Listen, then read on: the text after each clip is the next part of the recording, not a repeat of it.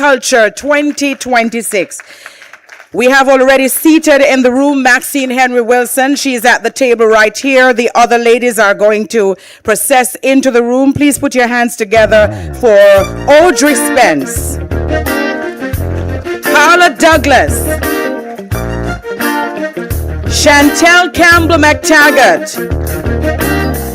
Charlene Mohan, Dr. Sarah Wilson Eitel, Dr. Louise Thompson, Edie Mae Giddon, Georgia Robinson, Jacqueline Henderson, Carrie K. Smith-Coote, Lisa Jadu, Marina Young, Marjorie Thomas, Mary McLaughlin, Sharon Robinson, and Yolanda Gibson.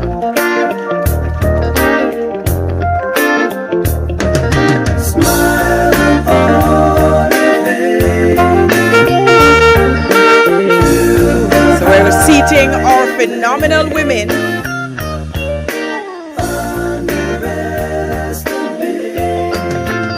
In the background, Strength of a Woman. Very appropriate, isn't it? Ladies and gentlemen, on saxophone, Warren Harris.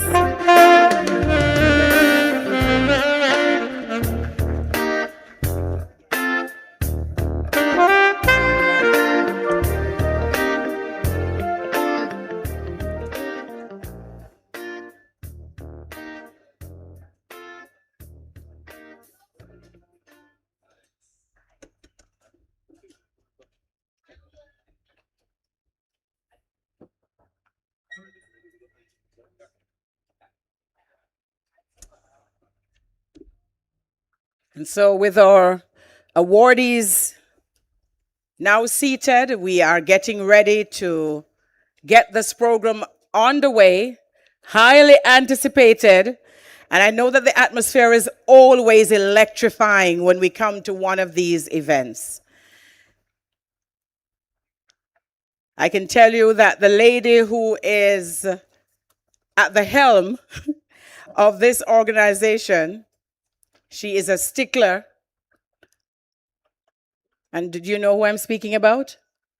Mrs. Janet Pullen. Put your hands together for her. Just waiting on her for some direction before I continue. In the meantime, may I see the hands of all of the women in this room, other women who were previously awarded as phenomenal women in agriculture, because there are a number of us in this room. Put your hands up, put them high. Ladies and gentlemen, please put your hands together for other members of this group of phenomenal women working in the agriculture and fisheries sector. So I'm just waiting now for us to get the program underway. I know that some of you have been doing a lot of networking since you arrived. You have been meeting and greeting. And by the way, let me introduce myself, since I am self-introducing today. My name is Althea McKenzie, formerly of Power 106 FM, now on Radio Jamaica 94 FM. And I host Farm Talk in Sunnyside Up on Radio Jamaica 94 FM. And let me tell you, it is the best job I've ever had in radio. Best job ever. Because I get to interact with farmers and people like you every day. And so I'm very grateful for the opportunities that are being presented to me to represent members of the farming community and to advocate for them. Because I'm not the regular talk show host. I consider myself an advocate for our farmers and our fishers. That's what I do daily. And so what a pleasure it is for me to be here to share with you. Still waiting on a word from Mrs. Pullen as to how to proceed. But in the meantime, just want to encourage you to introduce yourselves. If you're sitting at a table and you don't know the person who is sitting next to you, please make sure that you meet their acquaintance. Yes? Yes, so you can whisper. That's right. That's right. I see it taking place. That's good. See how easy that is? I have some cousins sitting over there to my right. Cousins, good morning. We met earlier and they said that their last name is Mackenzie, so they're my cousins. Of course.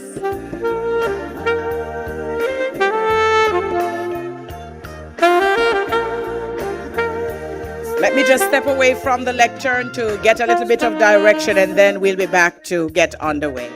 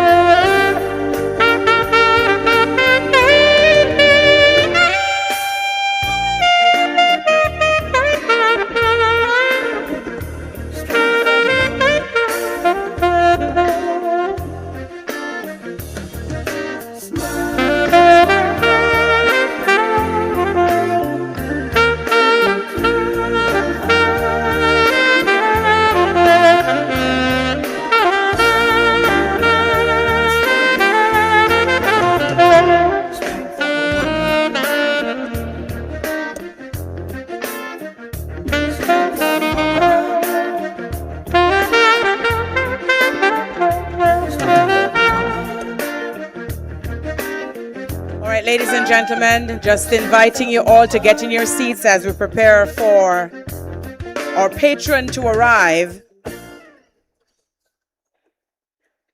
Thank you so very much for that.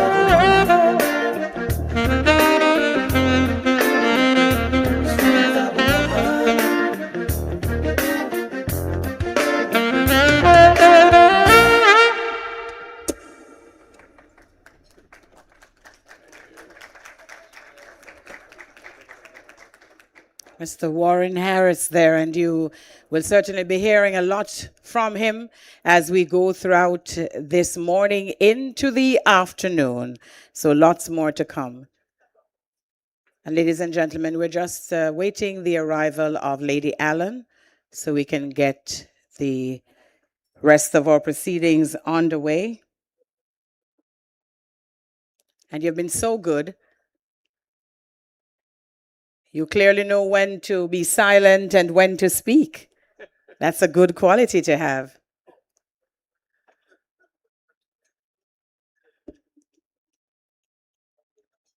Now you can speak a little.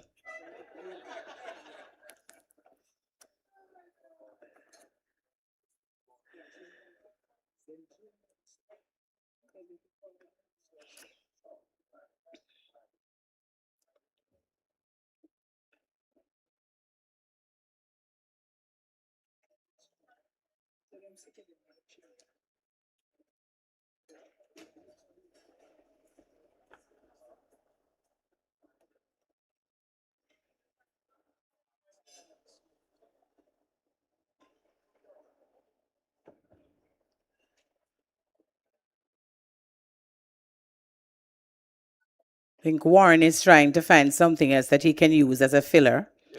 I'm looking at him from this angle, but I see. Worked with him often enough to know that's what he's doing. In radio, we'd call this dead air, which is not good. Then you're all sitting at home and say, Haji, I broke down. And then you call and you send your text messages and your WhatsApp messages. I'm not hearing you in South Manchester. Here we go. Thank you, Warren.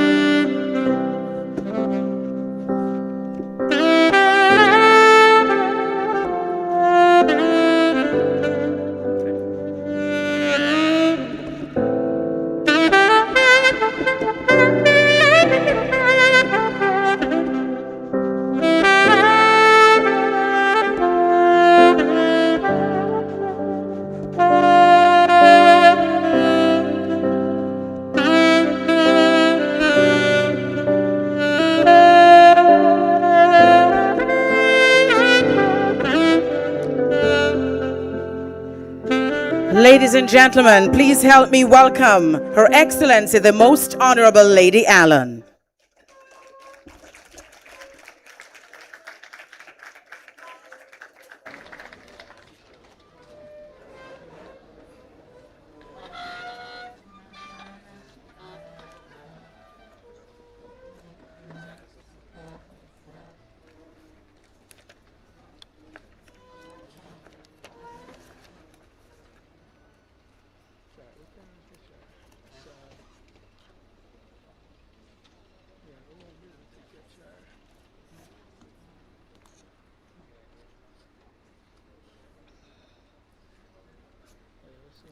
And now, ladies and gentlemen, the playing of the national anthem of Jamaica.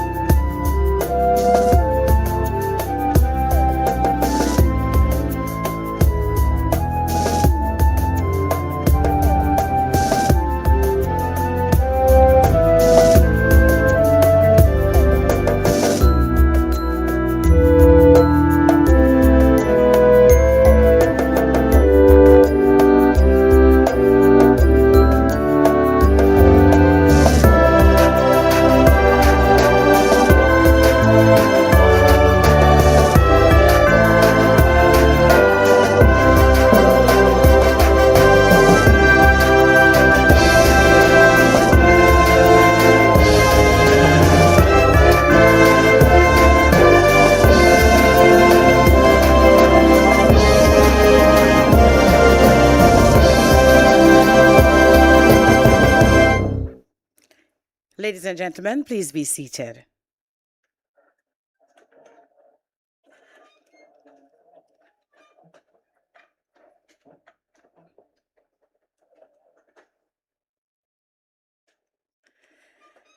Her Excellency, the Most Honorable Lady Allen, Reverend Paulette Wright, phenomenal woman, Mrs. Norma Jarrett, President of OFANA, that's the Old Farmers Association of North America, guest speaker, Mrs. Val Rivera, our distinguished awardees all, other phenomenal women and members of the Phenomenal Women in Agriculture Awards Foundation, Mrs. Janet Pullen, and I'm going to pause so you can give her a special round of applause because this is her brainchild. I acknowledge as well, there are several industry leaders with us, but I'm going to point out Everett Hyatt, who is the new Director General of JACRA. Please put your hands together for him. He is also an old farmer and the president of the Old Farmers Association of Jamaica, right? So put your hands together for him.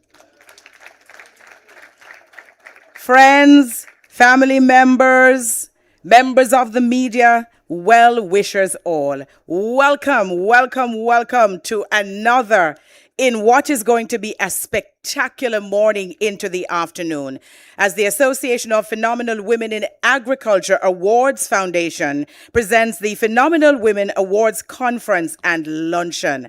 And boy, we are off to an excellent start. Would you agree?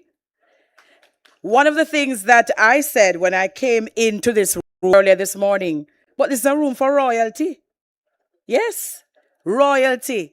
This spread that we have here in the room is for royalty. And it is very important that we acknowledge that the most royal one among us is the one who leads us all, who is the head of our families, the head of who we are, the head of who we want to be, the head of why we are here, the head of why it is that we can celebrate with each other the accomplishments of these phenomenal women,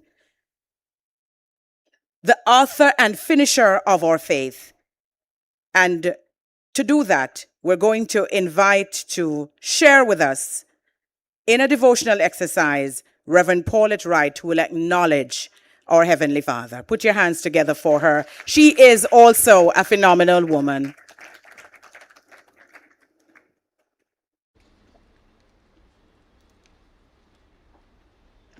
Good morning, good morning, good morning. I want to first make the point. I make a joyful noise unto the Lord. Therefore, I will not pretend to be one of the songbirds. I'm therefore going to invite our MC, who is the songbird, to lead us with the saxophonist as we give God the glory and remind ourselves that He is indeed an awesome God when we think of the goodness of God.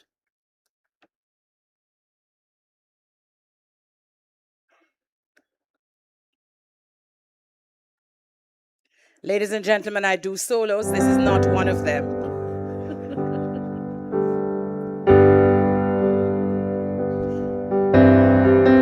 You are free to sing along because when we think of the goodness I of God, love you, Lord, for your mercy never fails me. All my days I've been held in your hands from the moment that I wake up until I lay my head. Oh, I will sing of the goodness of God. 'Cause all my life you have been faithful, and all my life you have been so good. With every breath that I am able, oh, I will sing of the goodness of God. I love your voice.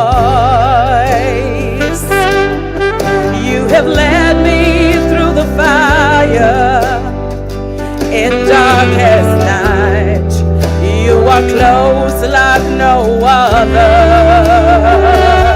I've known you as a father. I've known you as a friend. And I have lived in the goodness of God. Sing along. 'Cause all my life you have been faithful. And all my life you have been so good. With every breath that I am able, oh, I will sing of the goodness of God. Your goodness is running after, it's running after me. Your goodness is running after, it's running after me. When my life laid down, I surrender now. I give you everything. Your goodness is running after, it's running after me. Your goodness is running after, it's running after me. Your goodness is running after, it's running after me. With my life laid down, I surrender now. I give you everything. Your goodness is running after, it's running after me.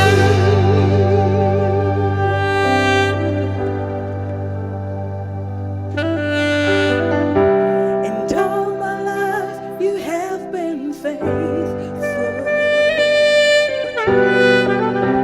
And all my life you have been so good. With every breath that I am able, oh, I will sing of the goodness of God.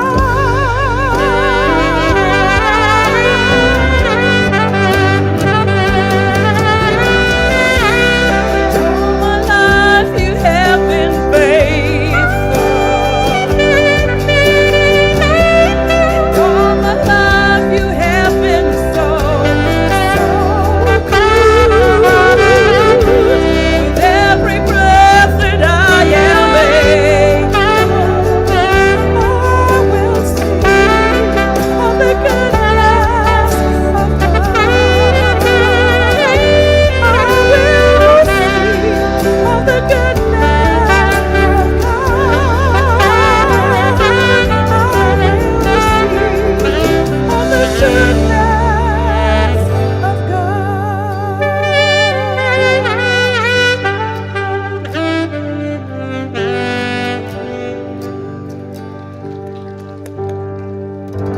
Indeed, as a people, and especially as we celebrate leadership, empowering change, cultivating the future, we must acknowledge the goodness of God. There are two verses I'm going to share with you. Genesis 2, verse 15. The Lord God took the man and put him in the Garden of Eden to work it and take care of it. Proverbs 3, 9 to 10. Honor the Lord with your wealth, with the first fruits of all your crops, then your barns will be filled to overflowing. The word of the Lord. This morning, as we celebrate, we are reminded that internationally, women in agriculture is being celebrated, and we give God thanks. The divine call to cultivate was first given to the male, but then when God created man, he also made him a companion. And when we look at women in agriculture, we recognize that they are very, very much present and they are stellar. They give good support to the men, but some of them have gone ahead and are leading. And we have many of our organizations in Jamaica that are led by women. And so we give God all the glory. However, my brothers and sisters, okay, ladies and gentlemen, I think the part of me that stands out is coming out, eh? Our stewardship, it means we are all accountable to God. Whatever gifts we have been given, we are accountable to God. And so this morning, I want to remind us that what we need to do in order to honor God is to provide quality. Quality matters. So whatever service we give, it must be done in such a way that God is glorified. You and I are to make the promise to God to serve him, to do all to his honor and to his glory, and of course, give our first fruits. And so whatever we have been gifted with, we need to first give God thanks that he has gifted us and he has provided for us. And today we celebrate phenomenal women who have been provided by God and gifted by God to serve, to lead, and are cultivating a future that is resilient. We are very conscious of climate change. And those of us who are on the outside recognize that outside hot bad. But thank God for the innovation of the AC, and we are cool on the inside. As women, as cultivators, and as agriculturists, and they say today, if you had your breakfast, thank a farmer. And so as agriculturists, as women, we are responsible to feed the nation. Agricultural leaders it is on our shoulders to ensure that there's food security. And that's a buzzword we hear every day, food security. You and I must be reminded we have to have safe food, nutritious food, accessible food, available food, and affordable food, or else there's going to be food insecurity. So I'm challenging all of us to ensure that we remind ourselves that our first fruit is to honor God. So today, as we celebrate leadership, I pray that the Lord will cultivate among us leaders who are empowered to understand that the only constant in life is change. And so we need to change some of the things we are doing to ensure that we have a future that is food secure. And so as we bow our heads and give God thanks, remind ourselves that we as women and as all of us as agriculturists need to be creative, to be adaptable so that we can have sustainable growth. And above all things, give God all the glory and thank him for his goodness. Trust in God for the increase after we have done our part excellently. In the name of the Father, and of the Son, and of the Holy Spirit. Amen. Let us bow our heads as we pray. Lord, we thank you for the gift of the land and the calling to all of us to cultivate. We thank you for our leaders. We thank you, Lord God, for the phenomenal women who are going to be honored this morning. We thank you for all those who have been trailblazers, leading the way for our country to be self-sufficient and to be able to feed all of us. And so, Lord, as we lift up your name and we bring glory to your name, we honor you. We say thanks, Lord, for your goodness. Guide us, Lord, lead us. And today, may all we do bring honor and glory to your name. We commit this function to you. We thank you that when we leave here, we will return to our various homes safely. And so, Lord, be glorified, be honored. And so we give you the glory. We give you our sacrifice of praise as we say thanks. In Jesus' name we pray as we all pray together. Our Father, who art in heaven, hallowed be thy name. Thy kingdom come, thy will be done on earth as it is in heaven. Give us this day our daily bread, and forgive us our trespasses, as we forgive those who trespass against us. And lead us not into temptation, but deliver us from evil. For thine is the kingdom, the power, and the glory, forever and ever. Amen. I want you to just shout a hallelujah to praise God for his goodness.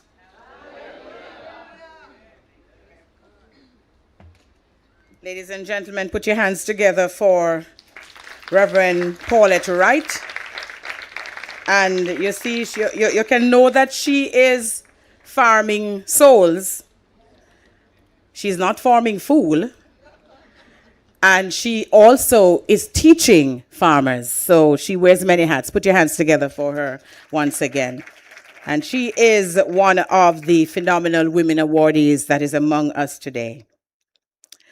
So, ladies and gentlemen, phenomenal woman refers to an extraordinary, spectacular, and self-assured woman who embraces her individuality.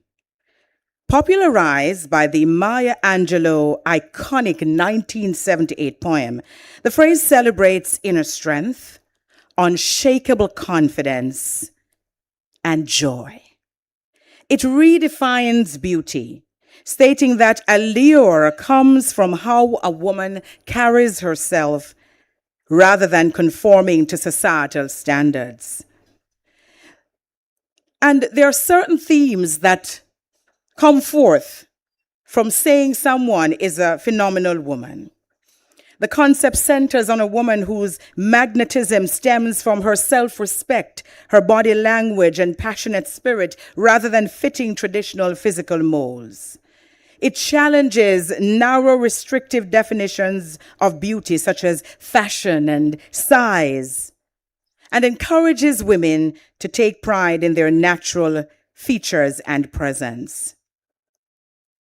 And of course, it is a fierce affirmation of womanhood, resilience, and unapologetic self-worth. That's what we celebrate in this room today. An affirmation of womanhood, resilience, and unapologetic self-worth. And so we're celebrating excellence, leadership, and innovation in agriculture. That's what we have come together to do. And who better to give us an overview of the reason we're here, because I've just given you a little snippet of it. The reason we are here and how we ended up here. Please put your hands together and welcome my friend, Mrs. Janet Pullen.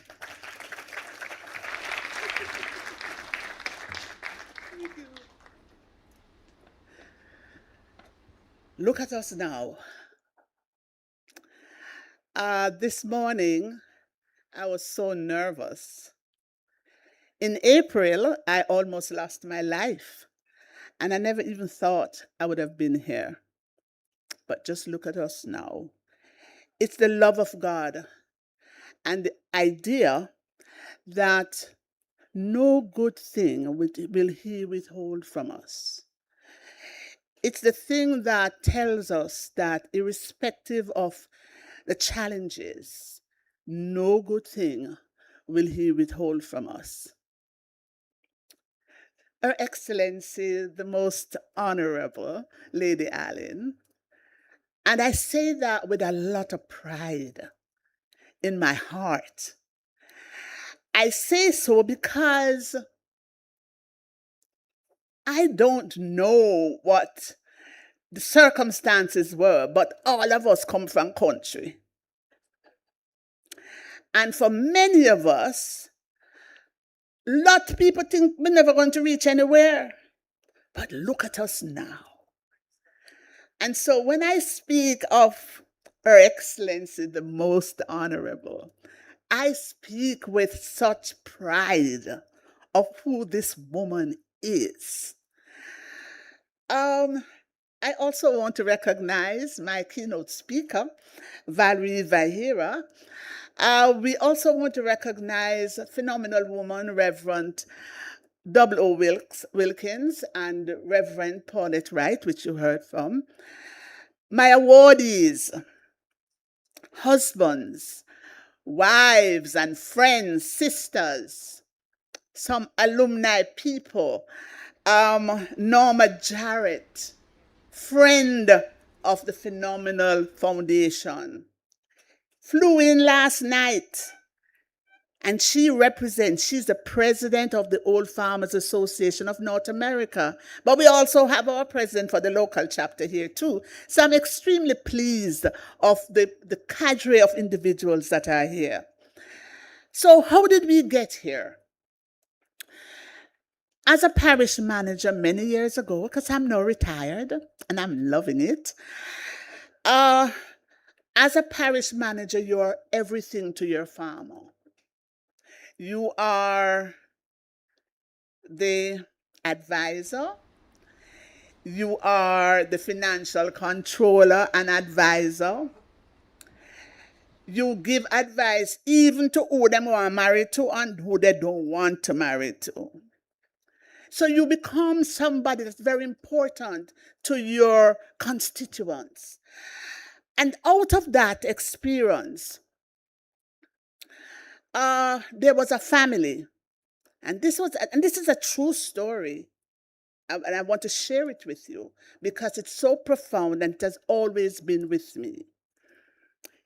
Every time I go to this home, they had two houses, one at the bottom and one up at the top. They made money, and I would see her her husband would wear the most fabulous clothes, but she wear some whole clothes and just look whole, although she did young. And the husband came to me one day and he said to me, Miss P, you know me I left so and so. So I said to him, no, I didn't answer. And he said it to me again, and I said, a young girl you have? And he said, no, I would have never keep a woman with that woman. You see that little half bed I have inside that house? You know them all-time half bed?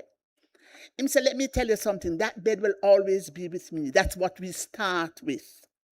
And now that we have money, I would never be unfaithful to her. But let me tell you something. I don't understand why this woman will not spend. I want to carry her to the hotel. It's sinful. I want to give her some nice clothes. It's sinful. And so she doesn't enjoy the money. Their 4 kids are qualified individuals living on the global stage, but yet she would not. So my friend. So I said, all right, leave it to me. And about 2 days after that, I drive back there. And I said to the person, so and so, I'm going to leave you, you know. And she looked at me. She said, for what? I said, because him say, appear big up under your breast baggy you wear. And she said to me, really? I said, yes, they look too whole. I said, look at your nice body, and you just hide it so. And she said to me, Pastor said. I said, I don't want any pastor tell me nothing. When you come into the bedroom, it's all flesh. No hallelujah in there. So my pastor tell me, if my husband come to him and tell him, say me, I say hallelujah, and them going to run out of church. So let's have a conversation. And he gave me his credit card and said, spend it, Panar. And of course, you know, I don't need a second. I just spend it, Panar. And when he saw her, she came over with me. And when he saw her, he knelt in Angel's Plaza on his knees with tears running down his face and said, thank you, God. I find back my wife. And out of that experience, I realized that a lot of our women in the farming world does a lot of work, but don't understand that they ought to enjoy it. And so we started out having empowerment conferences with our women. It was all about them. Until about a month after that, the husband them said, no, so you have to go have one for me too, because the woman them say, you're too tough. And so we started this. And then it moved on until I started recognizing women, but they had to be JAS members. When Leonard Fulton became president and we went back to him, he said, no, I don't care if they are JS members. They are agriculturalists, and we are going to honor them irrespective of where they are. And so we rebranded. Unfortunately, on retirement, I was hoping that the JAS would have continued the Phenomenal Award. They didn't. And those phenomenal women start calling. And I said, I've put too much work in this, so we're going to continue. And out of that birth, the Phenomenal Women in Agriculture Award Foundation.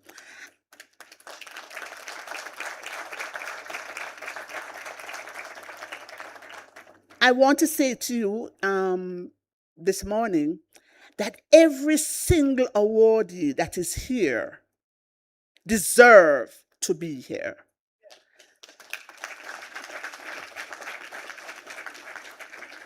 Each one was nominated, and upon nomination, we did the groundwork.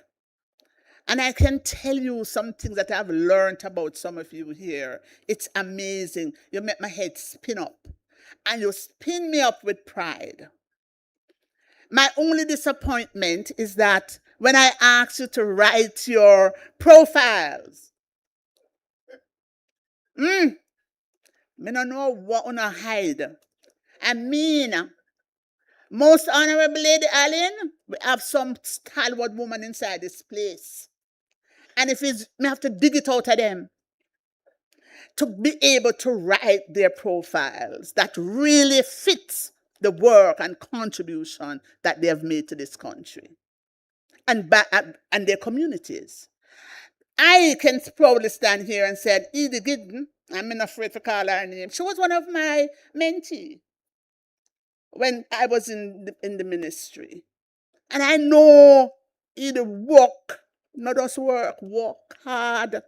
Yet, when I ask Edie, I have to call her and say, no, Edie, no. Come on, step up. They don't want to share the gamut of their exploits over the years. And so when we call on you and say, send me your profile, write everything, maybe do the editing, not a problem. But I want us to recognize that, listen, you are worthy to be here. You are worthy to be recognized. You deserve to be here. And for some of us who come from up into the mountain, Miss Gloria, picky head, pick me, but everybody say, nah, turn to nothing. And you're a doctor today. And we say, Abe, we made it. I want to celebrate you. And every individual that is in here wants to celebrate you. And for the men who might believe that we're anti-men, no. The better half of me is my husband. So I love my man. But guess what? These men take care of their own. And we as women constantly fighting to find our right fit. And I think it is time that we all celebrate our women. Reach out, recognize them. And so the foundation is offering to you, all the phenomenal women, to become a part of the Association of Phenomenal Women. And we will get to you, we will send you your letter, and I hope that we will not have a problem having to call you, that you will sign and come on board, because we have work to do. Not because we're retired or whatever. I found out something very, very important in April. That we are indeed aging gracefully. But in the process of aging, some of our children are all over the world. And sometimes we just want somebody to come sit down and chat with a little bit. And so we want to ensure that we keep the fire burning among our phenomenal women. So become a part of the association. Finally, let me tell you that we were able to execute this without $1 in my hand. I started this because I knew no good thing will God withhold from me. And I'm telling you that as phenomenal women, we can't be mendicants. We're not supposed to be begging. We're supposed to step out there. People must want to come with us. Huh? So we started out, and although I can tell you we have not yet closed all the bills, but we know that God is able. And I would not have postponed this. Just look at this. You know, when I have good friends like a Sharon Robinson, who even without anything will say, yes, Janet. When I write to King's House and ask if Lady Allen would grace us, I mean, just gracing us is so important. And she's here with us. It's all worth it. Finally, let me extend an invitation to any organizations or individual out there who wishes to honor women, irrespective. The agriculture sector is wide. I honoring 18 this morning. I could have honored 38 if I had the funds. So more people is needed to come on board. Don't feel offended. Come on board. Recognize our women for their contribution. And always remember, one of our awardees, who unfortunately could not be here, she said to us in our profile, she said, at one point, I was the stabilizer for my community. Do you know what that meant? She said every farmer in that community, she sold their produce for them in the market. And she said, I knew every child. I know when they're going to graduate. I know when they're on exam. I know when I'm going to build him little house. I was the stabilizer. That's powerful, ladies and gentlemen. Many of our parents were stabilizers in communities. They went to the market. They sold for the farmers. And we need to recognize their importance to us. All right? So, if me not stop, me will chat for the whole morning. So I have to know when to close off. But I use this opportunity to say to all of you that the Phenomenal Foundation will always be around, and we are here to serve. We are here to recognize. And I'll give you one final thing, that 2 persons from one community was nominated. 2 persons. Unfortunately, one was not able to come because she lost her husband and she said next year. But it was showing you the magnitude of the work that we put in to ensure that the people who get up to get these awards are really phenomenal. And it doesn't matter where you come from, who your parents is, what were your challenges. You have overcome them and you deserve to be recognized. So once again, I hope for something. But for now, please remember that as phenomenal women, you are going to be called upon to mentor, to advocate, to support. And we're just saying to you, whatever support you can, please extend it. Every year, we nominate people for national awards. Women. We started out in 2019. We nominated, we got 1. The following year, we got 1. The 3rd year, we got 3. The 4th year, we got 2. This year, when we nominate, we hope we get all 5. But for now, that is some of the purpose and reason why we have this. We are going to nominate. We are mandated to nominate for national award our phenomenal women. God bless you. And me gone. Bye.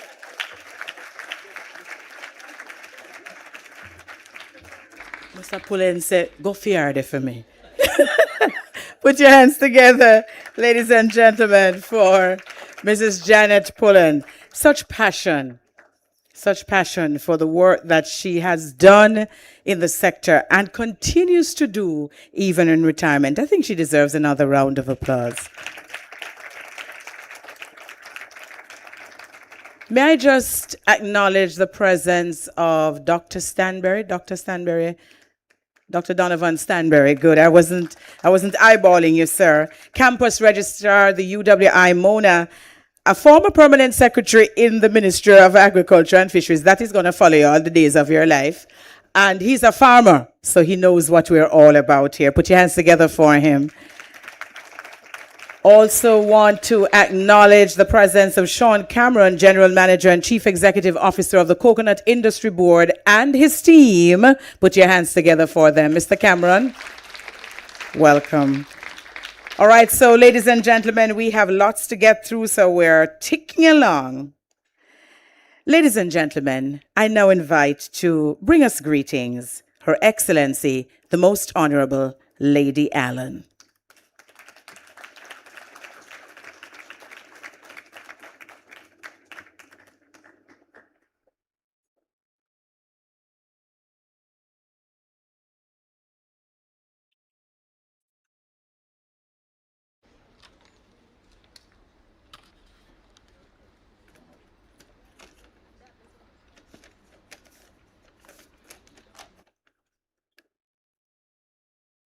You know, Mrs. Pullen is a hard person to follow.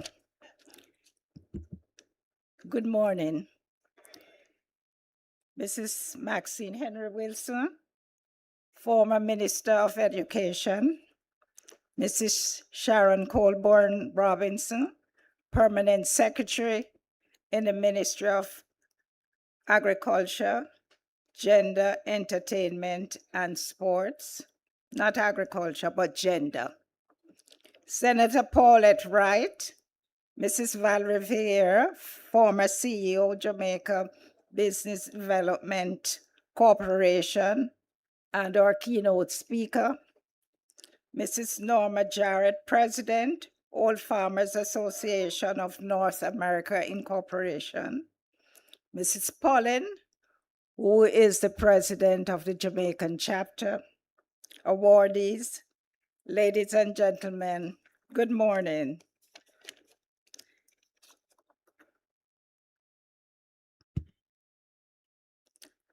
In her celebrated poem, Phenomenal Women, Maya Angelou reminds us that the greatness is not defined by appearance or acclaim, but by confidence, purpose, and the quiet spirit that inspires others.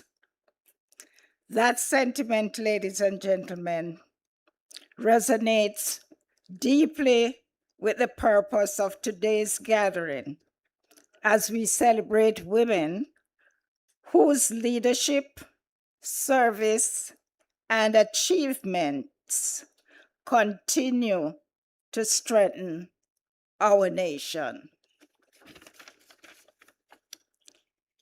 It is such a privilege and pleasure to join the Associate Women Award Conference luncheon and our nation's innate ability to nurture.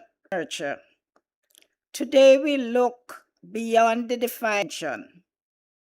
The achievers among us seated here today are farmers, entrepreneurs, educators, innovators, public servants, and community leaders whose contributions enrich every sector of our society.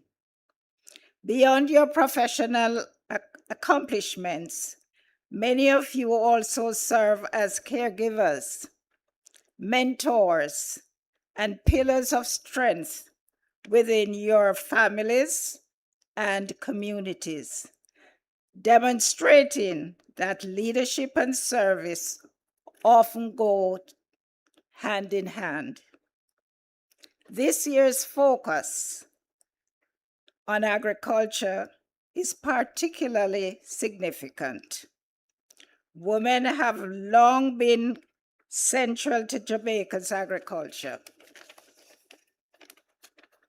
developing and contributing not only to food production, but also to agro-processing, marketing, research, and agricultural entrepreneurship.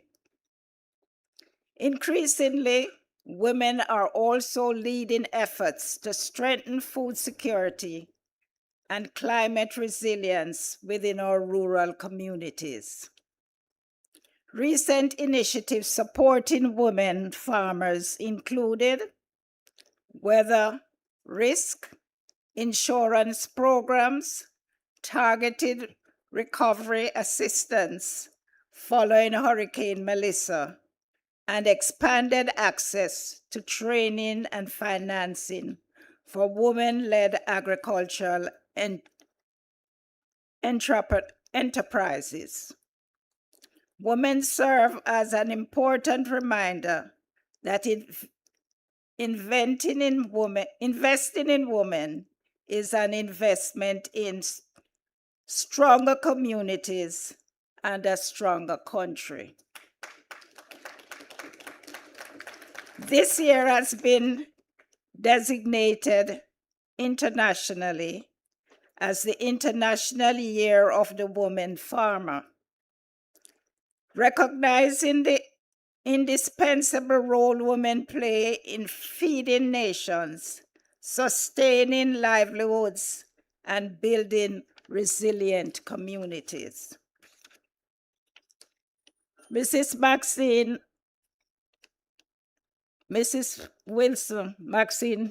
Wilson asked me if I remembered her, and I said to her, "How could I forget you? You're one of the women I've looked to. You have been a mentor to me without knowing. And there are so many women we can remember as young girls in different sectors of Jamaica's community who have inspired us and made us in our little communities wherever we came from. Because as Mrs. Pollen reminded you, I am from the country. I don't know about you, but I'm a country girl who had to walk barefooted on stones because they didn't remember our roads. And even going on to 75, our roads where I come from is still not fixed. And I keep asking the minister to remember us because after 75 years, we need a road.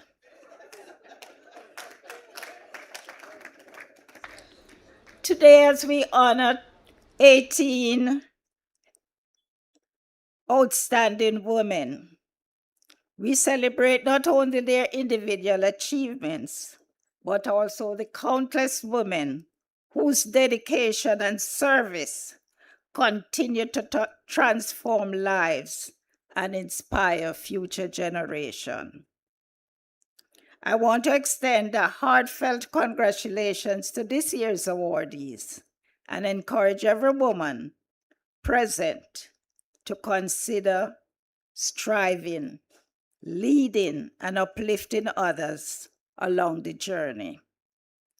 I also commend the organizers for creating a platform that celebrates excellence and highlights the vital contributions of women to agriculture, leadership, and nation building. May today's discussions be fruitful, your fellowship enriching, and this celebration a fitting tribute to the phenomenal women among us.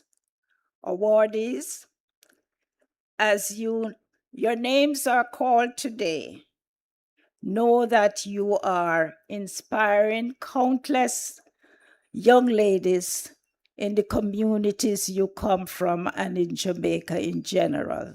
So continue to uplift and to create opportunities for others, knowing that your work is not in vain. As a phenomenal woman, you are creating more phenomenal women in your communities and in Jamaica. Thank you.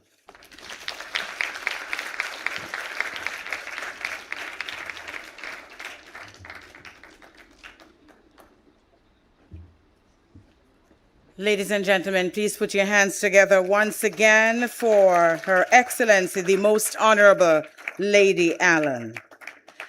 Now, one of our awardees, a phenomenal woman, because we're celebrating and awarding phenomenal women today, is not able to be with us, the Honorable Minister Olivia Grange. And in her absence, we are going to invite to bring greetings the representative from the Ministry of Culture, Gender, Entertainment, and Sport. These ministries are always a mouthful, you know, so I have to make sure I get it right. Mrs. Sharon Coburn, please put your hands to Robinson, please put your hands together for her as she comes.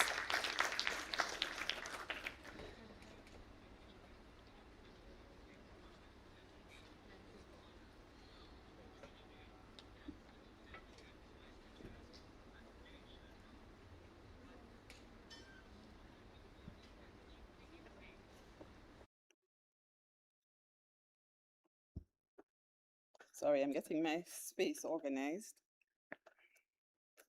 A pleasant morning. I don't have a protocol list, but I will greet the persons I heard greeted by Her Excellency. I will go through that list. Her Excellency, Lady Allen, I particularly loved your script. It was extremely authentic. Mrs. Maxine Henry Wilson, Senator Wright, our keynote speaker, my friend, Mrs. Viro. I had the pleasure of featuring her in 2010 Inter-American Year of Women, and I haven't forgotten the lessons that you've taught me. The awardees, resplendent in your regale, guests of the awardees, family members, and members of the Indomitable Tribe, those persons who support you and make sure that you are kept buoyant. I just learned that we're celebrating the International Year of Women Farmers, and so I'm happy for that because it allows us to raise awareness on the role of women in agricultural systems and the myriad of challenges they face. I'm here to represent the Honorable Minister in this capacity. She is also an awardee, but as you are aware or not, she is actually doing duties for the Most Honorable Prime Minister this week, and so was unable to be here. And she has asked me to deliver her greetings. So, good morning. What a room full of achievers, and what a morning to be in a room full of achievers. It is important to recognize women as their contribution is pivotal to national and sustainable development. I therefore extend the heartiest commendation to Mrs. Janet Pulling, President of the Association of Phenomenal Women in Agriculture Award Foundation, and her dream team for creating an initiative that goes beyond a luncheon. You have created a platform, Mrs. Pulling and your dream team, for Jamaica to acknowledge that women who have been keeping things together long enough and behind the scenes in most cases deserve to be acknowledged and to be recognized. The theme, The Achievers, resonates with me because I know what it costs in this country as a woman. It doesn't always come with applause. Sometimes it comes with resistance. Sometimes it means sitting at a table and having to earn your seat twice once you get in the door, and to demand voice and agency once you get inside. The achievers in this room can relate. They have experienced resistance several times, but did not allow that to stop them. Resilience is in your DNA, and everything and everyone around you wins. As Minister of Gender Affairs, I have spent years advocating for a culture of respect which values and validates women to ensure that they feel seen, safe, secure, heard, highlighted, accepted, affirmed, and appreciated. The foundation recognizes and highlights the invaluable role of women in specific areas. For this year, there are three areas: agriculture, leadership, and nation building. And that stretches across the public and private sector and extends into the diaspora. The Phenomenal Women in Agriculture Award, therefore, seeks to inspire women and their families globally to achieve their fullest potential and to be role models. It creates a space to recognize the outstanding contribution of women to communities, to the nation, and to the diaspora. To the awardees, I offer you my heartiest congratulations. I hope this award will inspire every young woman, every young girl watching to believe that her story can also end up in a room like this. Thanks to the Association of Phenomenal Women in Agriculture Award Foundation for the invitation extended to the ministry and for reminding Jamaica that our phenomenal women deserve their flowers, not just in private, but out loud. God bless you all, and God bless Jamaica, land we love.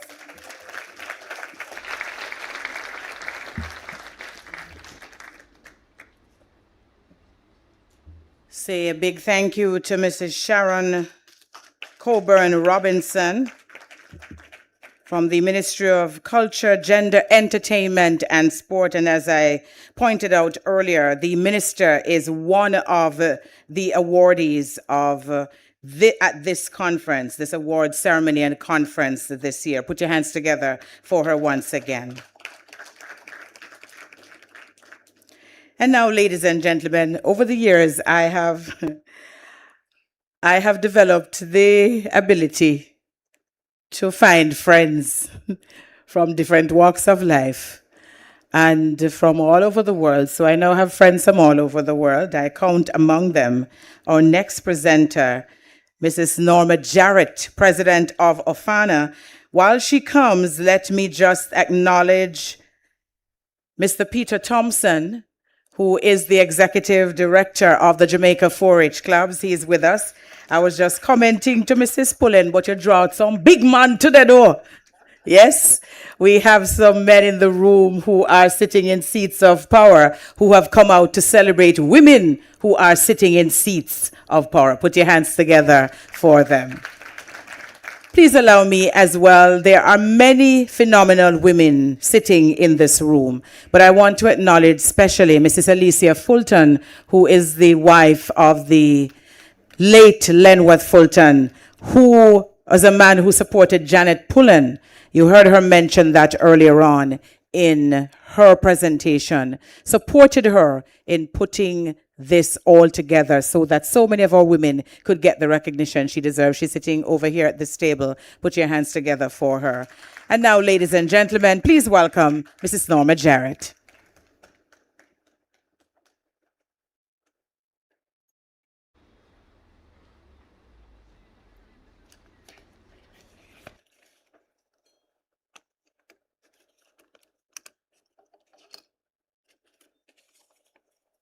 Her Excellency, the Most Honorable Lady Allen. And can I just say how much I love you? You know that. I love you so dearly. You're so humble and yet such a kind soul. God bless you. And may you continue to do the work that you're doing. And I know I'm going off script, but thank you for being who you are. Miss Sharon Robinson from the Minister of Culture, Gender, Entertainment, and Sports. Mrs. Janet Pullen, my friend, founder and president of the Phenomenal Women in Agriculture Awards Foundation. Madam MC, Miss Althea Mackenzie. Our keynote speaker, Miss Valerie Rivero, JP. To all the industry leaders present, my brother, Mr. Everett Hyatt, from the Case Alumni Association, all the distinguished guests, and I want to say a special hello to Table 8, because at Table 8 are some distinguished old farmers, Knut Sadler and his wife, Michelle, my friend Norma Del Rose, who is from the Galena Northeast. Put your hands up, guys. My brother-in-law, Mr. Leon Jarrett, my niece, Miss Chade Evans. I am so happy that you're here supporting me today. Sometimes we forget the people who lift us up. And it is very important that the people who support us, we don't wait until they die to say they were. Thank you. Fellow phenomenal women, good morning. And to the students also, and the fellow old farmers who are in the room. Afana represents graduates of the Jamaica School of Agriculture, which was the old JSA, COA, and CASE. We are a nonprofit charitable corporation devoted primarily to the advancement of agriculture and education in Jamaica. Afana's historical record of strengthening Jamaica's food security, boosting agricultural development, and embracing climate-smart technologies is evident in the numerous donations to CASE, including 151 brand new Dell laptops and the software donated during the COVID-19 pandemic to assist with virtual learning. We donated 6 high-powered microscopes in January of 2025 to the Animal Science Lab for scientific research.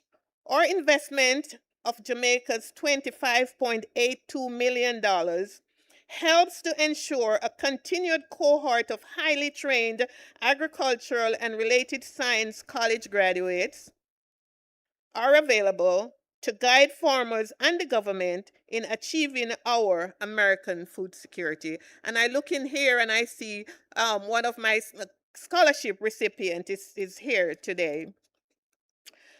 We are very proud of the work that we do, but we are also extremely proud of our alliance with so many different organizations. We are positively changing the lives of generations of poor people picnic that have a willingness to learn, but lack the financial strength to do so. I'm happy to share that our Afana Plant Tissue Culture Lab at CASE is now operational, and our $120,000 US investment will be a beacon of hope to our farmers in securing disease-free and drought-resistant planting materials, and a facility for research and development for CASE students and faculty. Afana has worked tirelessly to improve the community and lives of people both in the diaspora and here in Jamaica, land we so very love. In addition to the work at CASE, and Afana is keeping with our quest to ignite interest in agriculture at an early age, established 2 primary school gardens that have provided fresh organic vegetables for their lunch programs. 1 school garden received 3rd place award from the Jamaica 4-H Club's School Garden 2024 competition in St. Catherine. We continue to partner with UJA and AJAA to donate scholarships to graduating students of Jamaican heritage in the diaspora. We also work with OID to secure scholarships for children in Jamaica pursuing agriculture. Afana Northeast members provided financial grants in 2024 to 5 farmers in St. Elizabeth that were impacted by Hurricane Beryl. We assisted them in rebuilding their greenhouses following the devastation. In 2025, we partnered with UJA to ship non-perishable food items immediately following Melissa's destruction. Our organization's Toronto VP, Miss Audrey Spence. Audrey, please stand up. She's been nominated today as a phenomenal woman. Audrey and her team in Toronto worked tirelessly with AJAA for a Hurricane Melissa telethon and the Black Diamond Ball initiative to provide assistance to Jamaican schools impacted by Melissa. A few weeks ago, at the Diaspora Conference, Afana's umbrella organization leadership, AJAA, undertook a major renovation of damaged schools by Melissa to renovate them. Here, give them a clap, please. Lord of mercy. You know, it's interesting. We are born and bred in Jamaica, but what we do, we live in the diaspora only because there were certain opportunities that were afforded to us to go, but our hearts and our mind and sometimes our body and spirit are still laying here in Jamaica. So, in December of 2025, Afana launched a pledge drive based on a request from the Consul General in New York. And so we partnered with the Union for Agriculture, Aerospace, International Union, Region 9. And we set up a pledge fund. And I'm happy to say that we have garnered a few thousand, a lot of thousands of dollars, and in the diaspora. And we will be returning to Jamaica later on in the fall to establish farm systems in Westmoreland, a place where most of the farmers were impacted. It is no surprise that in today's cohort of phenomenal women, there are 3 dynamic Afana members. And I give you all of that to show you the impact that these women are creating in Jamaica from the diaspora. We have today, I mentioned Miss Audrey Spence, my VP. Audrey, please stand. From Canada, Toronto, Canada. We have Mrs. Marjorie Murdoch Thomas. Where's Marjorie? From Atlanta. Keep standing. And we also have Dr. Thompson. Where are you? Please stand. From Atlanta also. Another phenomenal woman, Mary McLaughlin. Her daughter is having a child, her grandchild, roundabout now. So she is a phenomenal woman, but she was unable to attend today's program. Mary does Trees That Feed and provide millions of trees to Jamaican farmers. Thank you, guys.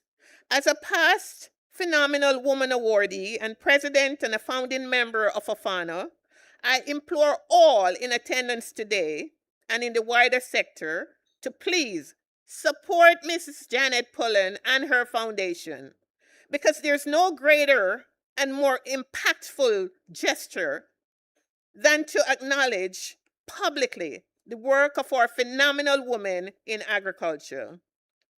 Please, and she didn't ask me to do this, but I'm asking you, leave a little change for her, yeah, as seed money for this foundation, because it's not only acknowledging the work that women in agriculture are doing, but it is also in its plan and its foundation's mandate to provide scholarships and other opportunities for our young farmers. So please, as I like money, and I'm asking you, please, contribute to this organization, because without money, she can't do the work that she has started.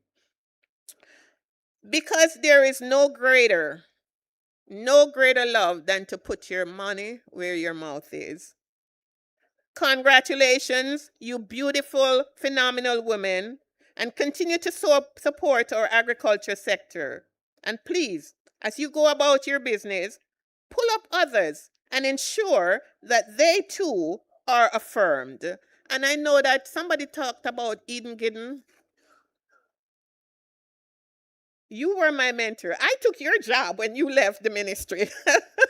I did not take your job. You were at Tuskegee studying, and I later on went to Tuskegee to study also. I was the agriculture extension officer up in Wandibolas, Point Hill, that wonderful area where the farmers respect the earth.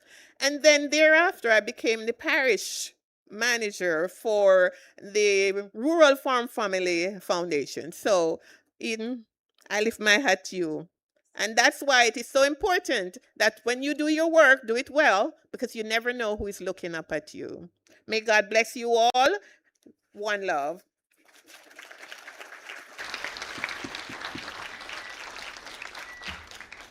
Thank you, Norma Jarrett. She takes a plane to come to Jamaica at the drop of a hat.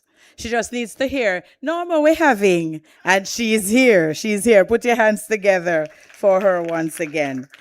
And now, ladies and gentlemen, to bring us brief greetings, we're going to invite Dr. Anita Hall Facey, a phenomenal woman and head of programs at the Ebony Park Heart Academy, to say a few words to us. And you hear our heart team applauding her as she comes.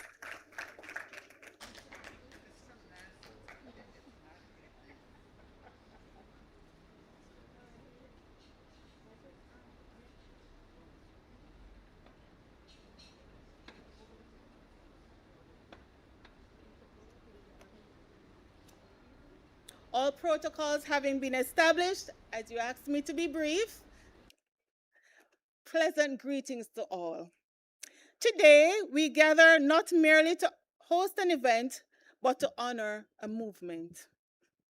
We gather to celebrate women whose hands have tilled the soil, whose vision has transformed communities, whose resilience has strengthened families, and whose leadership continues to shape the future of agriculture in Jamaica. It is a profound honor to bring greetings on behalf of the Heart NSTA Trust on this distinguished occasion.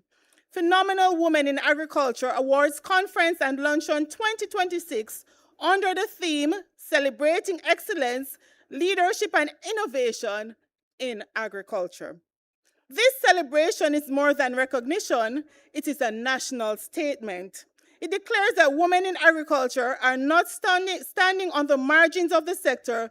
We are the center of its growth, its sustainability, its innovation, and its future. Across Jamaica, women continue to play a powerful role in agriculture. We are producers, processors, entrepreneurs, educators, researchers, mentors, community leaders, and guardians of food security. We plant not only crops, but possibilities. We cultivate not only the land, but livelihoods. We harvest not only produce, but progress. The Heart NSTA Trust is proud to stand in partnership with the Jamaica Agricultural Society under the MOU. We have a memorandum of understanding with the Ministry of Agriculture, Fisheries and Mining, and of course, we are proud to stand here to represent today. Over the last few years, this partnership has represented the true power of collaboration. It has demonstrated what is possible when national agencies unite around a common purpose to strengthen agriculture, empower people, build capacity, and create pathways for sustainable development. This partnership is relevant now more than ever. Agriculture is no longer viewed simply as a traditional sector. It is a strategic pillar of national development. It is central for food security, rural transformation, youth employment, entrepreneurship, climate resilience, and economic independence. As Jamaica continues to respond to global challenges, rising food demands, changing climate conditions, and the need for innovation, the agricultural sector must be supported by a skilled, confident, and future-ready workforce. And that is where the Heart NSTA Trust continues to make its mark. Our mandate is skills development, our mission is empowerment, and our work is transformation. Through training, certification, upskilling, reskilling, and workforce development, the Heart NSTA Trust continues to prepare Jamaicans to participate meaningfully in productive sectors of the economy. Agriculture remains one of those critical sectors, and we are proud of the role we continue to play in supporting its growth. Over the years, the Heart NSTA Trust has been especially proud to boast 3 awardees. I am one of them. We have in our midst also Reverend Paulette A.E. Wright. Somebody called her a senator and it became a table joke. So Senator Wright of Agriculture is here also. And to my right, we have Miss Audrine Thomas, who is a senior instructor for livestock at the Ebony Park Academy. And guess what? Today we're on awardee number 4. My regional director, Mrs. Charlene Mohan, looking lovely in her dress over there. So we're at number 4, right? These awardees represent excellence, perseverance, and the remarkable outcomes that are possible when talent is supported by training, opportunity, and national recognition. Our achievements remind us that when women are empowered, agriculture advances. When women are trained, communities are strengthened, and when women are recognized, generations are inspired. Through Ebony Park Academy, the Heart and STA Trust continues to provide direct and meaningful support to Jamaica's agricultural sector. Ebony Park Academy stands as a vital institution in agricultural training and development, helping to prepare individuals for employment, entrepreneurship, and leadership in agriculture and related industries. The Academy's contribution extends beyond the classroom. It supports Jamaica's food security agenda. It promotes practical hands-on learning and it strengthens technical competence. It exposes trainees to modern agricultural practices. It also creates opportunities for upskilling in areas that are essential to the sustainability and competitiveness of the sector. Through programs in agriculture and related disciplines, the Ebony Park Academy continues to prepare trainees and stakeholders to respond to real demands of the industry, whether in crop production, animal husbandry, post-harvest operations, agri-food processing, climate-smart agriculture, or agribusiness. The Heart and STA Trust remains committed to producing skilled individuals who can contribute to national growth. And I want to share with you that in our midst, we have some trainees who are part of the Phenomenal Women in Agriculture Club at the Ebony Park Academy. Give them a round of applause, our next generations of phenomenal women.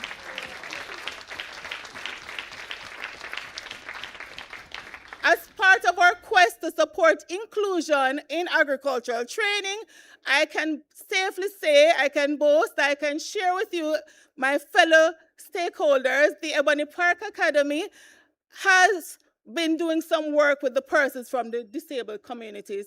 So I can tell you right now that we have trained, assessed, and certified 18 persons from the Jamaica Deaf Village in a unit called the Farm Equipment Operator, and they're now able to drive a tractor.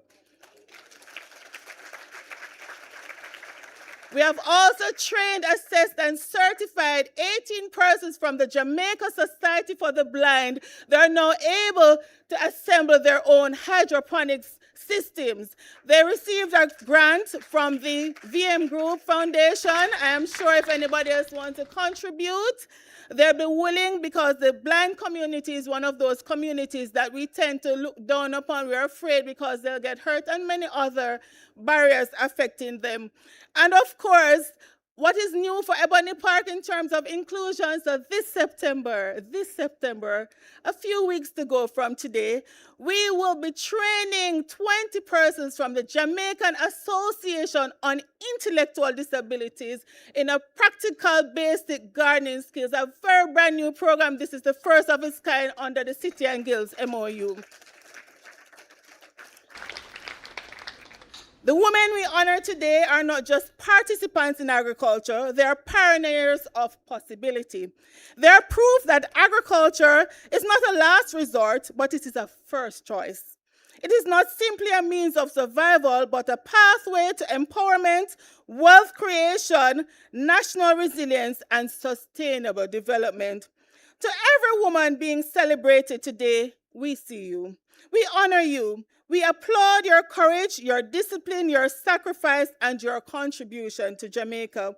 You have weathered challenges, you have overcome barriers, you have carried responsibilities that many will never fully understand. Yet, you continue to rise. You continue to produce, you continue to lead, you continue to inspire. You are phenomenal not because the journey has been easy, but because you have remained committed despite the obstacles. You are phenomenal because you have transformed hard work into hope, knowledge into action, and opportunity into impact. As we look ahead, The Heart and Estate Trust remains committed to supporting agriculture through relevant training, strategic partnerships, and continued investment in human capital. We will continue to champion skills development as a key driver of agricultural transformation. We will continue to support the upskilling of Jamaicans who are ready to contribute to the sector. We'll continue to stand with our partners in advancing food security, productivity, and sustainable livelihoods. In closing, this celebration reminds us that the story of agriculture in Jamaica cannot be told without the voices, hands, hearts, and leadership of women. To the phenomenal women of agriculture, continue to rise, continue to lead, continue to cultivate excellence, continue to inspire a nation. On behalf of the Heart and Estate Trust, I extend heartfelt congratulations to all honorees and awardees today. May this occasion ignite renewed purpose, deeper collaboration, and even stronger commitment to empowering women in Jamaica. God bless you all as we seek to make Jamaica the place of choice to live, work, raise families, and do business. I thank you.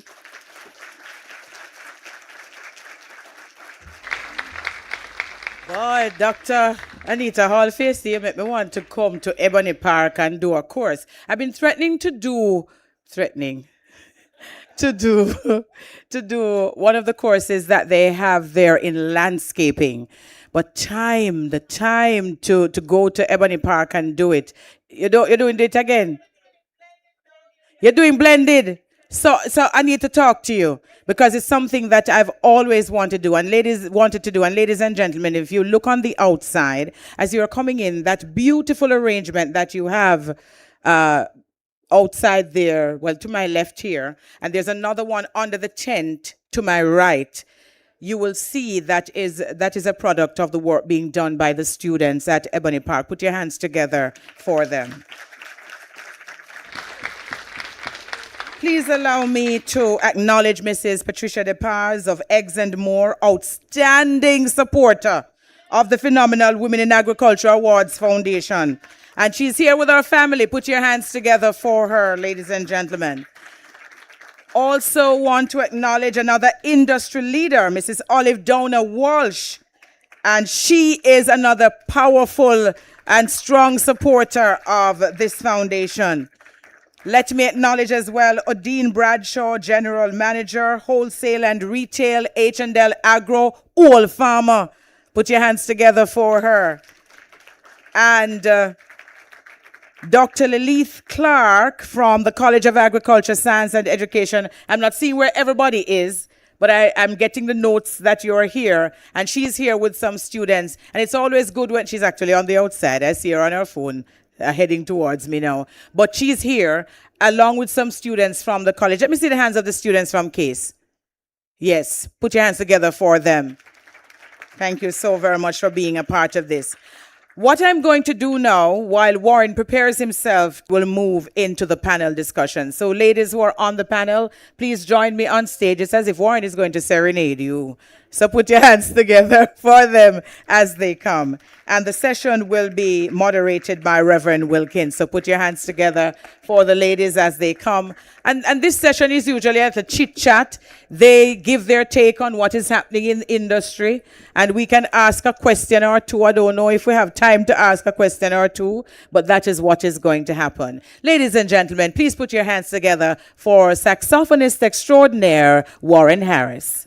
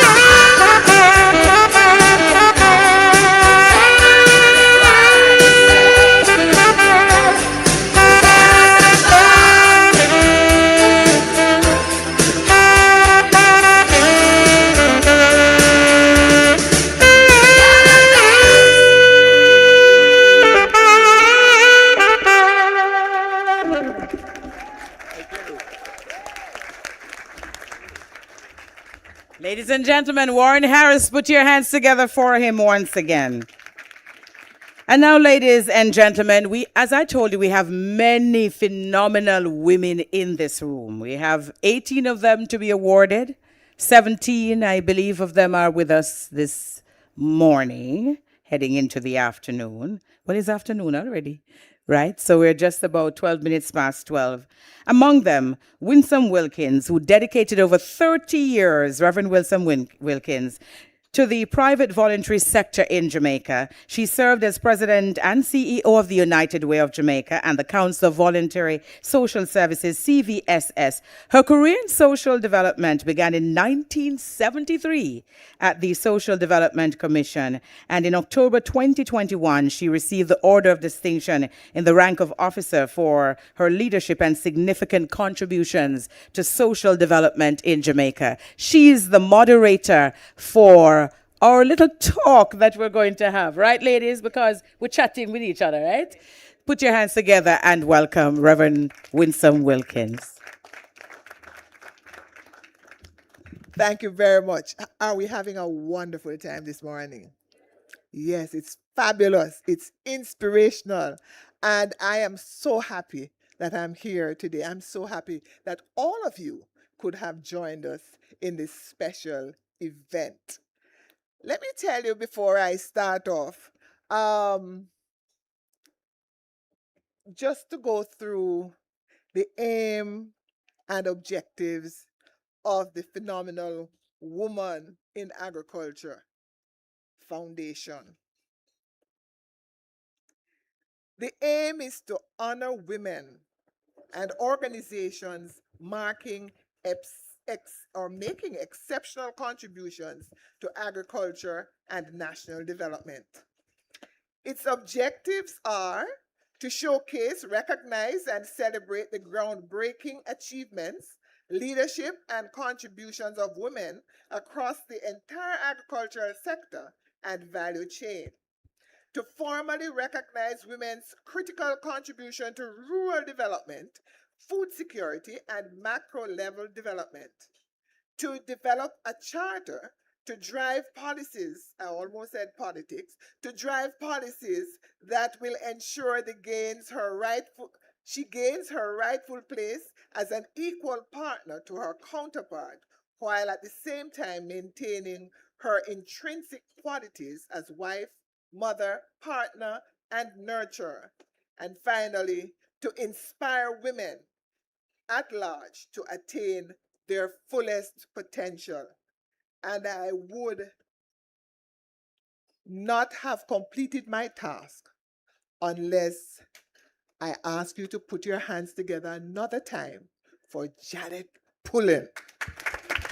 Yes, she is the driver, the engine, and the fuel for this foundation. And I pray that you'll continue to give her your full support. My responsibility, though, this afternoon is to, one, introduce our panelists, and also to engage the panelists in a discussion. They have been given 4 questions to respond to, and you, the audience, will have an opportunity, 5 persons from the audience will have an opportunity to ask a question that is burning, and any of the candidates can respond to the questions that are being asked. We recognize we're going against time. I am standing between lunch and you and the people, so we want to move quickly. But let me introduce our panelists. We have Mrs. Carla Douglas right here.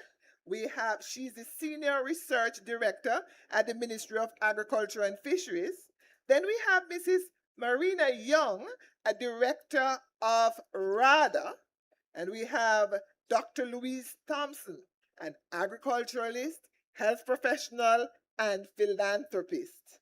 And we have Mrs. Lisa Jadu, Managing Director of Coconut Farm Limited. And finally, Mrs. Georgia Robinson, marketing manager at Caribbean Chemicals. They know the questions that will be raised, but I'll ask it all the same. I want to welcome you all and thank you for being members of the panel, and we look forward to what you have to say. We have all been inspired, and you're going to help us to understand where you're coming from and how you made it happen. You have just 1 minute though to respond to each of the questions because time is going against us. And so I'm going to ask each of you the questions and you respond, and then we move on from there. So the first question is for you to tell us a little about yourself and what drove you during the process to be where you are today. And I'm going to start with you. Good afternoon, moderator. Good afternoon, everyone. So I'm Carla Douglas. I am the Senior Research Director for the Research and Development Division of the Ministry of Agriculture, Fisheries, and Mining. What drives me during the process? God. And the vision that He gave me. He grounded me and He gave me purpose. And if you're not grounded in God, you have nowhere going. He's the one that gives you that dream, and He's the one that puts that passion within you. When He says go, you go. And so in the world of research and development in Jamaica, as relates to crops, it's in praise the Lord with you. Amen. Thank you. Miss Marina Young? Yes. Good morning, everyone. Good afternoon, rather. Yeah. Greetings and salutation to everyone. And my answer to the question is very similar to my colleague Carla Douglas. Having the blessings of Highest Father, I always somehow knew area where my personal skills, but especially teamwork, can impact. And the strongest driver for me within agriculture sector, being at 3 different organizations, is opportunities to see the areas where impact and intervention are very critical for different aspects of agriculture. And then once we work as a team to address, and the team is not only RADA, the entity which I'm representing today, but also all of the different agencies of Ministry of Agriculture, Fisheries and Mining, and our very extended and very impactful private sector, our colleagues in private sector. So motivations after creating impacts through the special intervention projects is to see improvement of the livelihood of our farmers and stakeholders. Because really and truly, the very good, something been mentioned today, if you add today, thank a farmer. So my mission, and along with my team, when we're thanking a farmer, it should be Jamaican farmer. And that is my greatest motivation. Oh, thank you. Dr. Louise. Yes. Hello, everyone. Good morning or afternoon. I am Louise Thompson, a country girl from rural St. Catherine. I grew up one of 11 children in a family where the naysayers thought we couldn't make it. And strangers have poured into my life during that journey where even though there were the impossibilities of making it out to be a doctor today, people have poured into me, encouraging me along the way. And so I take that opportunity of being fueled by others and run with it. And when I got the opportunity to learn, to earn those degrees, to take care of patients, to help others, I dedicated my service to that, knowing that where I'm coming from, if it wasn't for the encouragement, the pouring into of others, I would not have been here today to celebrate with you. Wow. Thank you so much. Thank you so much. And Miss Lisa Badu? Jadu. Pleasant greetings to you all. First and foremost is the Almighty God that I put first in everything I do, With him in my life, all things are possible through Christ that strengthened me. The Coconut Industry Board. This organization has been my unwavering pillar of support, providing me with all the essential education and empowering me with all the comprehensive knowledge that I need to know about the coconut industry. I am motivated about the high demand, the health benefits, the availability of the markets, and the foreseeable future that I see myself in the agriculture industry. Thank you so much. Wow. Wow. Yes. Pleasant afternoon, everyone. So I'm Georgia Robinson, Marketing Manager for Caribbean Chemicals Jamaica, and I also sit on JACRA board. What motivates me, my faith in God and my purpose. I believe that I should always leave a positive impact on the farmers that I meet day to day, my community, and also the next generation. I also believe that I must always remember, I'm actually a country girl from Kellits, Clarendon. So growing up there, it teach me the value of hard work, resilience. I used to carry water to help my grandfather to spray the cane. So I really know what it is to work hard, and I also want to say that I appreciate opportunity. And when I say opportunity, I'm speaking about in order for me to go to the College of Agriculture, Science and Education, it was a scholarship that I got from Antilles, the then Antilles Chemical, Mr. R. Patros, who gave me that scholarship. And I just want to thank God for that, because it's that allows me to reach where I am today. Put your hands together. Wow. Did you notice the central theme here? It's God. God at the center. Hard work and commitment.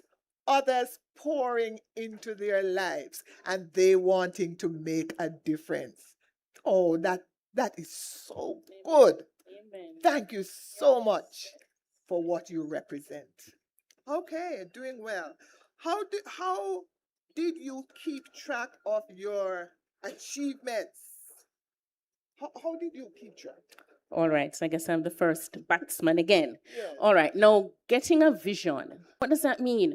We know the story of Joseph in the Bible. He went ahead and he ensured that there is enough in store for when we have a dearth. Now we are in a setting where we have to deal with climate change. We have to be building resilience in our country to build back. We just went through Melissa, and if you're aware, we had to be donating, giving out seeds to our farmers. So on the back end, you would have had to be investing in cultivating, testing, and storing these seeds for the future. And so to keep track of all of this, when you get that vision, you're going to backpedal. You're going to set up your different milestones so that you know you're achieving step by step. And so we had to develop a seed storage facility, which we do have in the Research and Development Division, with the view to expand, of course, a seed laboratory, which we have. The next thing now is to have a seed processing facility. So we are working through the stages. So to keep track of these achievements, you have to keep that vision, that goal in mind, and then you work out what those milestones are, and you push with the God-given strength and ability that God has placed inside. Thank you. Thank you. Young? Keeping track of achievements. I must be frank with you. I never keep any records, except the curriculum vitae, when sometimes you have to update it. But for me personally, to keeping track of my achievements through the career, it's really at the level of respect and appreciation which come from the team and my colleagues across the sector. That's the really serious thing for me. And whatever achievements, I just also want to say that agriculture sector, as many other sectors, although it is important to have our individual traits of leadership, abilities, skills, very little can be done on your own. You really have to work with the team. And working with a team, it's never perfect because you have a blend of different characters, personalities, but really to recognize the strength of that team and also know the weakness so you don't have unexpected expectations. That's always been very important to me. So the level of recognition is important and motivating to me still. Right. I'm going to ask you to pass the mic right to Miss Jadu. How do you keep track of your achievements? Okay. Moderator, I know you have introduced me, but I forgot to introduce myself. I am Lisa Jadu Davis, Managing Director of El Jadu Coconut Farm Limited and a member of the Board of Director of the Coconut Industry Board. Yeah. I documented my progression of my agricultural milestone by keeping a consistent track record of my planting dates, irrigation cycles, administrating age-appropriate nutrients application determined by the plant established timeline, early stage development, and growth metrics. Wow. A real scientist there in terms of documenting the things that it is so important. You know, we just lost one of our treasures in Stephen Francis, and the question is being asked, was his work documented so that somebody can pick it up and run with it? You know, it is so important for us always to document what we do and keep track so that we can share it with others. Yes, Doctor. Okay, so maybe I did not introduce myself properly either. So I'm a psychiatric mental health nurse practitioner, and I own my own practice. As mentioned, a philanthropist and an agriculturist, a graduate of College of Agriculture. No case. How did I keep track of my achievements? I learned to celebrate each step as I go along. Wow. I learned to look back and reflect as the little country girl coming from rural St. Catherine. I also each celebrate with my family, celebrate with my friends, and they celebrate me too. I also look at each exam that I take and each license that I gain, each scholarship that I would have gotten, and I would reflect and use that as a milestone or a stepping stone rather for my next level. Thank you very much. You're hearing the students from Ebony Park and Case. Hope you're taking some good notes here. I'm going to be asking Ms. Robinson, how do you keep track of your achievements? All right, so how I keep track is I set goals and I try to reach them. I also try, my team members, I will ask them to evaluate me where I'm going wrong. My mentors, they evaluate me, you know, where I'm going wrong. And if there is something that I'm missing that I need to tap up on, I invest in myself and I try to do a course or two to, you know, get on top of my game. In my work, key performance indicators is something that I have to keep close to my heart. And every day my team members, some of them are here, will tell you that I'm on them. So my key performance indicators, well, theirs will impact mine. So in order for me to be on top of my game, they need to be on top of their game. So that's what I do. Excellent. And while you have the phone, while you have the mic, Ms. Robinson, what has been your biggest obstacle during your process of achieving? What has been your biggest obstacle? My biggest obstacle is self-doubt. I remember when I was appointed manager, I was like, then me can manage so much men, you know, it's self-doubt. And another one of them was public speaking. Because my team will tell you again, I will put all of them in front of the mic and I work behind the scene. So, you know, I have to try to be comfortable when I'm uncomfortable. I remember the first time 4-H called me in St. Ann for me to be their guest speaker at their AGM. I said, Mr. Blake, you sure of me yet? Because I don't think, you know, I was worthy of that. But you know what? I prepared and I went and I delivered. And when the guys see me, we got Denver Agriculture Show, they said, Miss Georgia, I can't forget what you did say, you know. So that's it. All right. Carla, what has been Yes. your biggest All right. Obstacle. I struggled with this question because sometimes when you have a vision, not everybody is in the room when you get that dream. So the buy-in can be a bit of a challenge. So that to me has been an obstacle in terms of getting the full support of everyone. Mrs. Young mentioned having a team. Sometimes you have a team, but not everybody might be a team, might be that team player that you want. But in all of that, if you remember who called you, that's God Himself.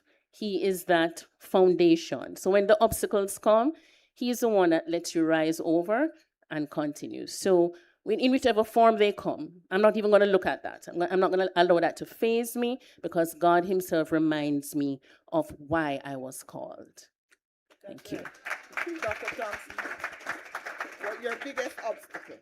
Migrating to the United States of America, I would have said where, I kind of get to the peak of my career. It was very difficult for me. Financial struggle, a husband that decided that he doesn't want to be a husband anymore, raising two young children, and deciding that I'm not going to allow the circumstances to keep me back. I am going to push forward despite all the obstacles I saw in front of me. That were some of my obstacles. And as I mentioned before, with every license that I got, with every degree I earned, I would look back and reflect on where I am coming from, and I would use that as my next level, to go to my next level. So my obstacles were really like financial limitation, lack of support, but I did it through perseverance, through faith in God, lots of prayer, and knowing my purpose was to make a difference in my life and the life of my family. Thank you. Jadu, yes. Your biggest obstacle. An individual is utilizing the pretext tender into livestock, justifying his authorization and prolonged presence along the riverfront border at my premises where a triggerman appears to be conducting illicit. Okay. Wow. Obstacles, there are definitely been many. However, I try to handle them in my own way and downgrade them to challenges. How I look at every challenge and even obstacle, which I cannot figure out the major one, maybe as public speaking at some point of time. Right, but looking at the challenge / obstacle, I always from beginning trying to see what I can learn from that. And once you identify what you can grow with or how you can adapt to or make a change, it's really became no longer obstacle or even a challenge. So it's a natural process, and I kind of appreciate the skill which I developed within years of my experience to look at them from the different angles. Right. The theme coming through from those responses for obstacle, it helps us to build resilience and cause us to press, to push, because that's the way you're going to be able to build muscles so that you're able to withstand the hurricanes and storms and drought and heat and trigger man and anybody who comes. It is preparing you. And I really appreciate the responses that you've given and also your persistence in moving forward. You have a vision, nothing is going to stop you. You are going to complete your race. So proud of you all.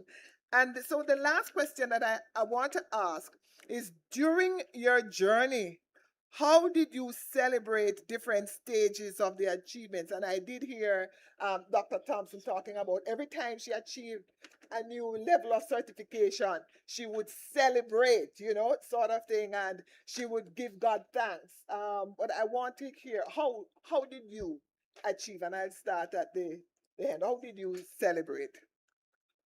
Well, you already give us start of the answer most critical.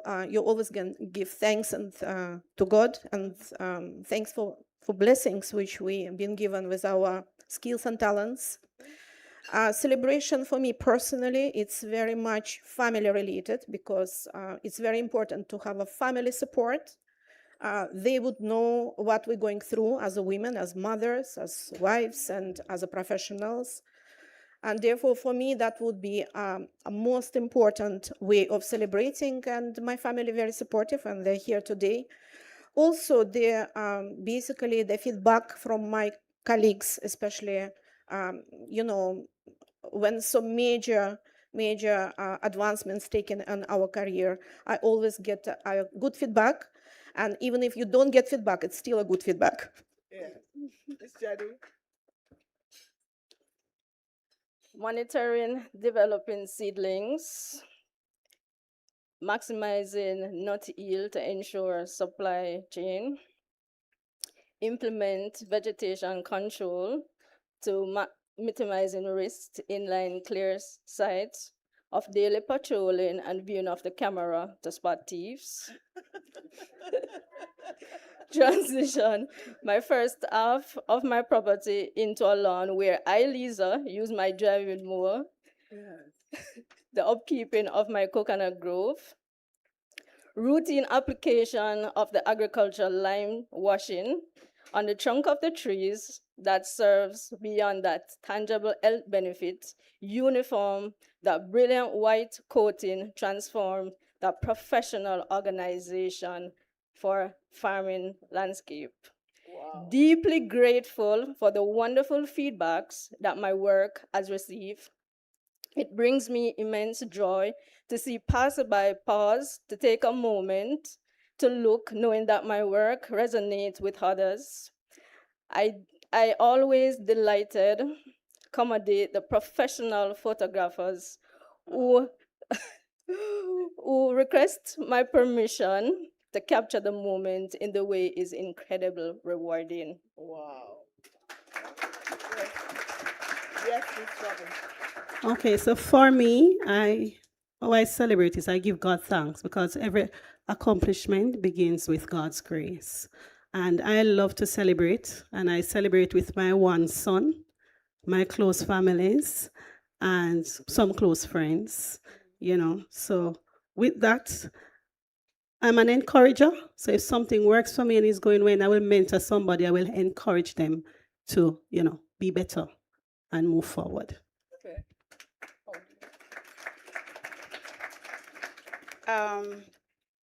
Giving God thanks. Celebrating with friends. I have 11 of them here with me today. I have Maybelline Watson over there and her son Heinrich, who is a pilot, just got off work last night, and he made it here to be with me. Those are the people that celebrate me, my family, my children. Maybelline and our son, before he migrated, every graduation, they would be there to celebrate. He would take the plane from Jamaica and be there to celebrate with me. Here I have my friend over there. She took time off work to be here with me. And I know several others, like Mr. Hyatt over there. My first scholarship recipient, she's sitting over there in the audience. She took time to be here to celebrate with me. So yes, I use my accomplishments and share with my family in celebration. And I can just say amen. Amen. Amen. So I give God thanks. You have heard the God theme throughout. I cannot say otherwise. Giving God thanks. God all the way. And my family. My husband is here, over there. He's Pastor Raymond Douglas. We're from the Northeast Jamaica Conference. That's in Portland and St. Mary. And we love to go to the river. I'm not necessarily a river person. So I'll sit and watch them in river. But just being with family, enjoying their company, the peace of nature, I like that. And saying thanks to the team members who work along with you. Because, it's not easy sometimes in the government sector. The resources, as we know, can be a bit limited. So when the team pushes, I go to each person individually and say thank you for your contribution. Wow. Thanks. Thank you very much. Thank you very much. Now, we will only be able to take 3 questions. So I'm going to take one from my right, one from my left, and one in the middle here. And I see that hand up there.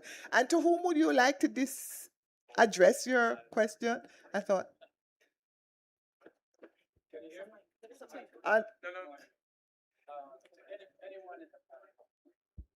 Could you please lend the mic? Hello, can you hear me? Greetings, everybody. This question anyone can answer, but specifically the seed bank, the gentle lady right there that talks about the seed bank. Is there anything that we're doing to assure that we're not using GMO or chemicals that is being sprayed on our agricultural products that causes cancer or any other type of health products? Especially more so the GMO products then. Thank you. Sure. So there is a food safety policy that the ministry has, and there's keen consideration to those concerns. So what we are producing locally, we are guided by the concerns not to use genetically modified organisms. There are in our production system. So yes, there is a concern there. Yes, we pay that some mind. The challenge that we're having is anything that we're bringing into the country. So it is thoroughly tested as it relates to pathogens or anything coming in. So we have a unit, the plant quarantine division rather, and there's now a seed certification unit in the ministry. So there are stringent measures that we have to follow that guide what we bring in and what we produce. So yes, we bear those concerns in mind. Thank you. Thank you. Any question from the middle here? Or on my right? Yes, you have a question, right? Yes. Yes. To whom would you like to address? Georgia. Georgia, okay. Yes. Okay, I wanted to find out what measures are we taking to ensure that the chemicals that we're using to spray our plants or breakfast are safe for human consumption. Are there any plans to use safer measures, safer chemicals than the glycophosphates and so on? So I'll answer the last question first. If there are any plans, so currently I work at a company that we sell pesticides. We, as much as possible, registering new chemistries, we try to go for environmentally friendly chemistries. So that's where we are right now. In terms of the measures that we're taking, so of course, the active ingredients sometimes, or all the times, we say to our farmers, we are trying to preach it to them. And at Caribbean Chemicals, we don't have a farmer training, and Alte can attest to this. Every time we come on the radio, every Wednesday morning, we speak about safety. So it is important that when farmers are spraying, they suit up in their personal protective equipment. We call that PPE, and they have on their respirator, their gloves, and everything, when they're spraying. And then there's the other part of the equation, the re-entry interval. When you look on a label, you will see the amount of hours that after the farmer spray, that they can re-enter the field. And another section is the pre-harvest interval, the PHI. It tells you the number of days that the produce can be reaped. So if our farmers just listen, read, and follow the right practices, they will be okay and be guided. Thank you very much. Thank you. The last question. We have anybody over here? No question from this side? Okay. They said no. Okay. All right. Well, my responsibility is to extend deep appreciation to you, our panelists, for being a part of this discussion this morning or this afternoon. Thank you for the information that you shared.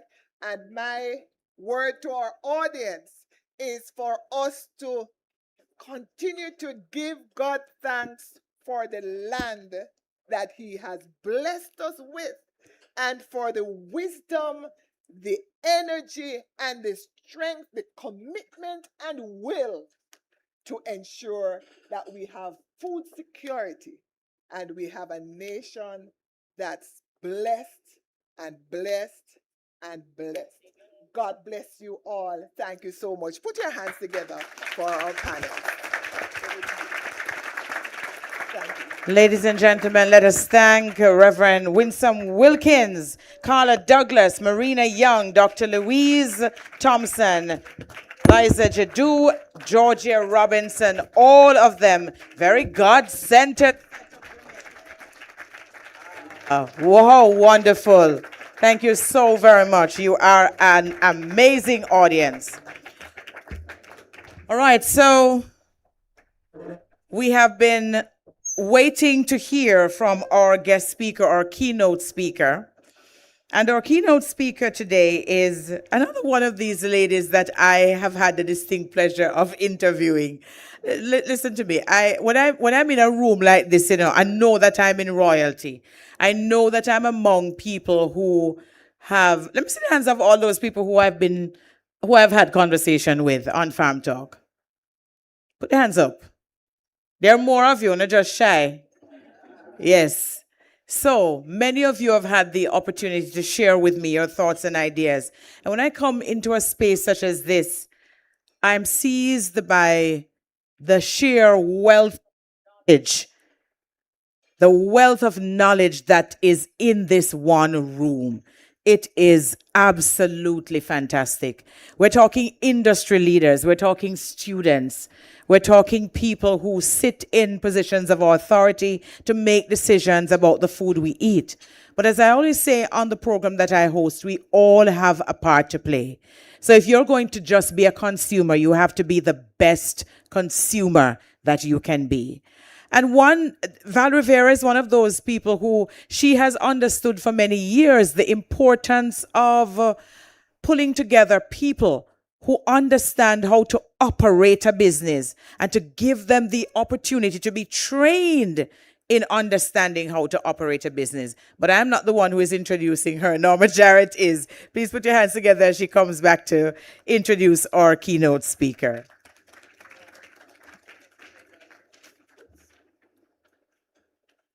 Thank you, Madam MC.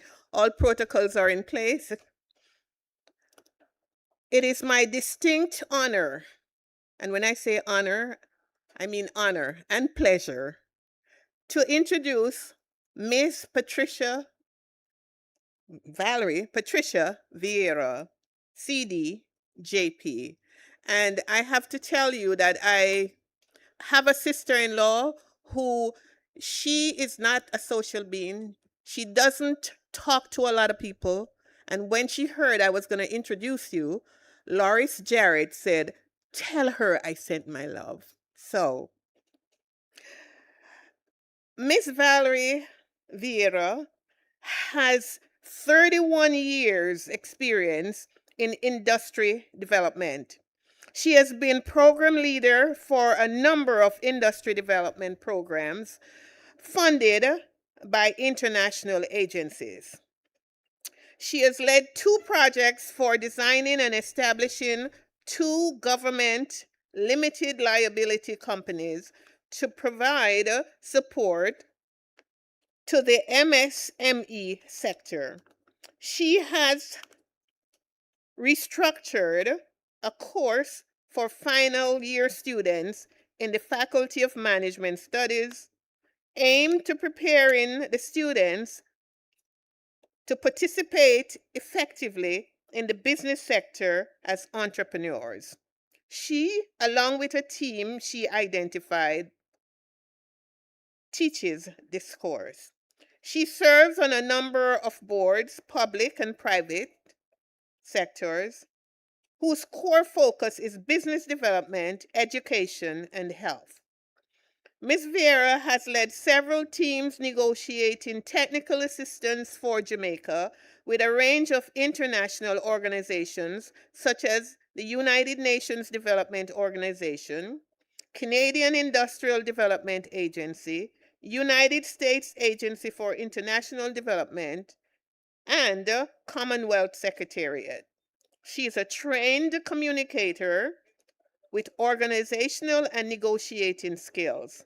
She works effectively with a team, with her major contribution being articulating a great clear vision and developing strategic plans for execution. Her academic background includes Harvard University 1988 master's degree in public administration with special awards, 1982 University of the West Indies Mona graduate diploma in public administration, and in 1975 a Bachelor of Arts General. Courses include English, sociology, economics, personal management, and industrial relations organizational theory.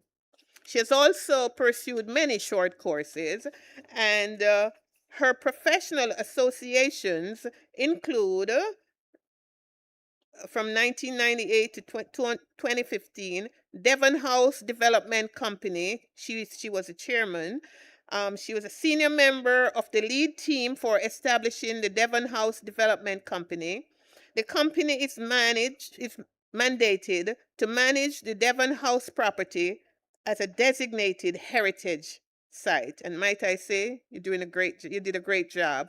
National Youth Services Board member, Institute of Jamaica Museum of History and Ethnography board member, Jamaica Productivity Center board member, and she has been Micro Investment Development Agency, MIDA board member as well.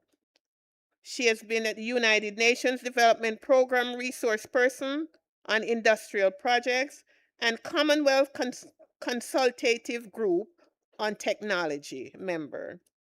She has also been a member of the Center for Development for Enterprise in Belgium.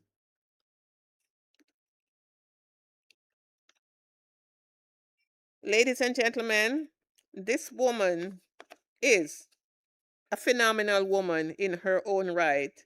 She has special skills in negotiations, and I'm sure she's going to negotiate with you to listen fervently as she presents her speech, because I know she's standing between you and your lunch. Ladies and gentlemen, I give you this phenomenal, distinguished woman.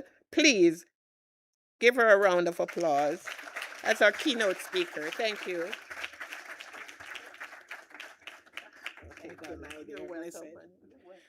Good afternoon, everyone. And, let me tell you something. The most important thing is that I'm a country girl. I come from Mandeville and live near to our dear Lady Allen and her family, not far away. And we talk about her, even though she might know. Almost every day we speak because we have a common friend. And so. And the most important thing again about a keynote speaker is to be sensitive when they are between you and lunch. Exactly. And when so much has been said all morning, so you don't repeat, because that's the worst thing a keynote speaker can do, to come here and start repeating everything that everybody has said already. You start saying, them not gonna finish, and them going on, etc., etc. So I want to really congratulate Janet and her team, the phenomenal team, for putting the thing together. And for those of you who have ever had to do this, and I said this to her last night, the bellyache, the headache, and as the hours go on, you don't sleep that night, because you're wondering if you forgot anything and if everything is in order. So what I'm praying for her today, we had a lot of prayers all morning, is that tonight she and the team will sleep in peace and digest their supper, the evening meal, because I know last night that was not going to be. It's whether you're going to hold out today and you're going to faint and everything and people won't turn up, etc., etc. So I'm wishing for you and your team a good night's rest later on.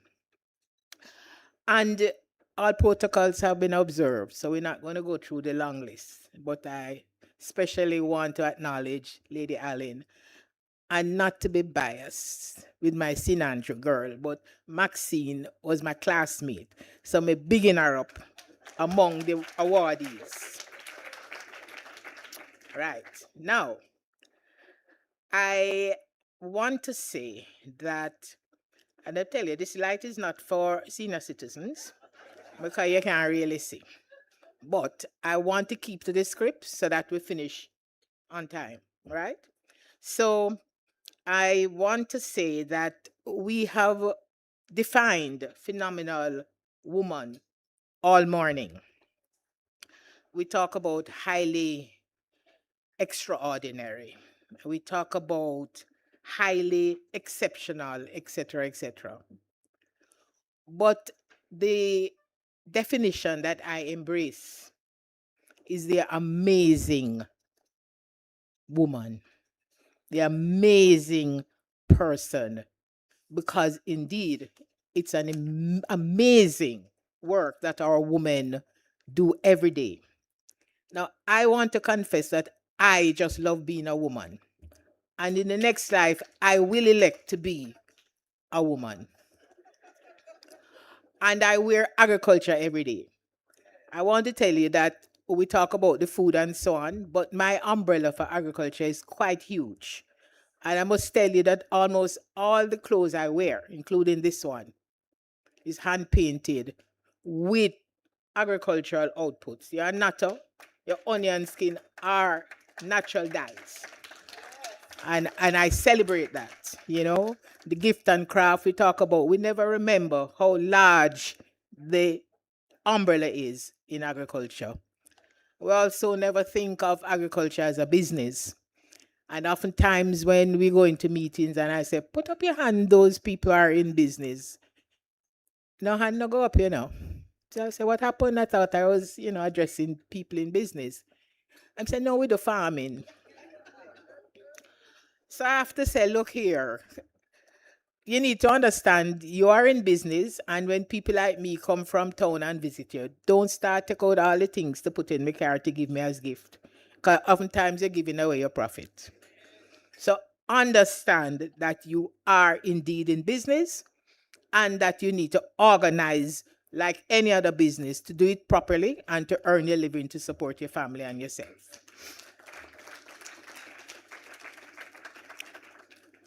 I want to particularly focus on a part of the life of our phenomenal woman that was mentioned a little bit in the course of this morning, but we haven't zeroed in on a lot.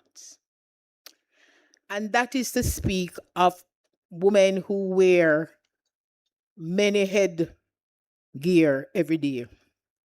Them wear beret, tie head, sombrero, all kind of hats.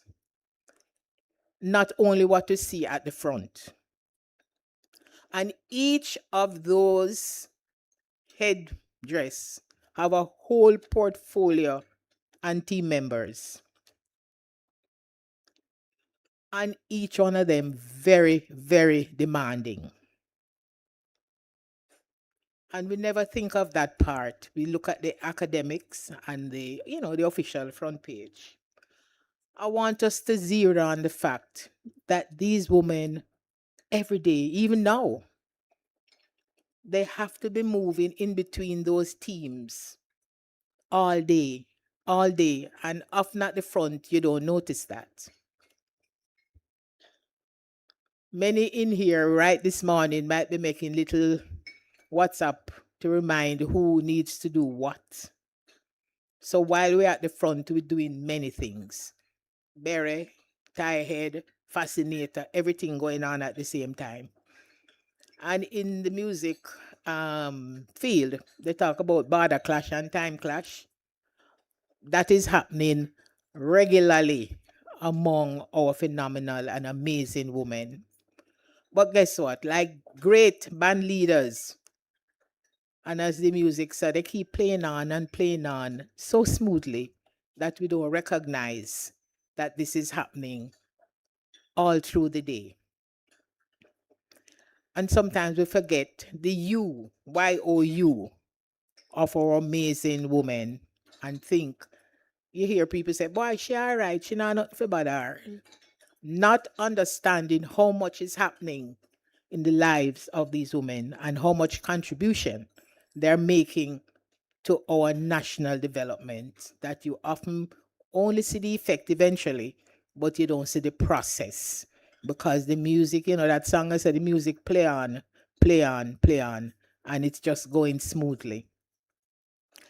And I know from my own experience that you could be sitting in a meeting, a board meeting, and you're sending the message, WhatsApp, remember to pick up from school. Maxine, remember to pick up from school. Remember to put that document that you're preparing on my desk, because tonight I have to review it. It's due in the morning. And when you reach home, guess what? Another head tie come on. You still bring home all the hats from work, but when you reach home now, don't you have another set of portfolio? Another set of people? Is dinner ready? Is the school uniform prepared? Is homework done? Is this done? But remember, you still have that paper to review later in the night, because first thing tomorrow morning, you are going to be delivering. So I would want us, Madam Janet and the team, as we celebrate and honor our amazing women, that we take account of the fact that they are the you, Y-O-U in fullness, and that their contribution goes deep into preparing our next generation, goes into making sure our processes continue. And that for me is what makes them absolutely, absolutely amazing. Because after that woman, that amazing woman, has reviewed that document, you know, in the morning, bright and early, she's at the office smiling as if she had a good night's rest. It might have been 2 hours. And for me, that is simply amazing, because we don't take that into account. And we need to do that.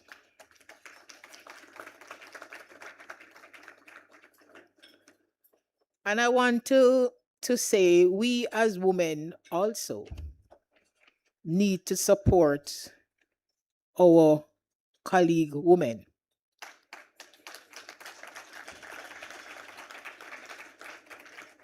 And too often we find it too easy to criticize rather than affirm, and to break down rather than support.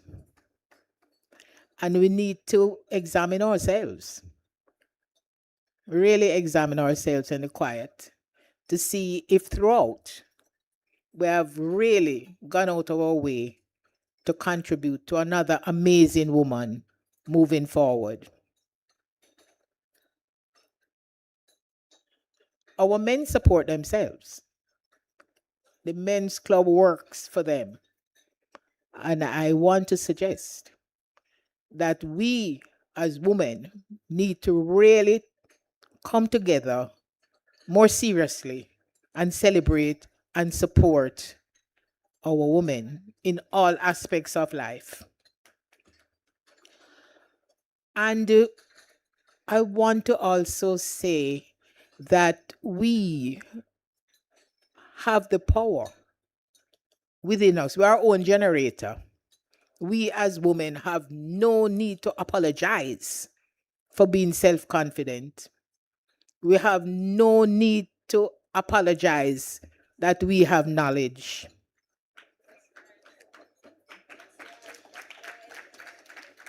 Too often we say, you know, we're willing to take second. I've never learned how to be second, because my mother was an absolutely amazing woman herself.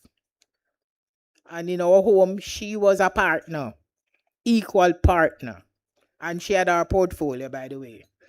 She was Minister of Finance, because she controlled all the money. My father brought in the money. He was the provider and she was the organizer. She had a super ministry. She controlled the security program. She controlled entertainment. She has the chief entertainer. But she taught us as women in our homes that we need not accept second to anybody, whether male or female. We need to assert ourselves without being obnoxious, because we can be if we're not be careful. But accept yourself that you have a contribution to make. And so I want to say that while we celebrate, while we honor our awardees, and we're going to hear all about what they have achieved intellectually and what they are contributing in their spaces of work and so on, I would want us really to endorse the amazing work that they're doing in those portfolios that I spoke about.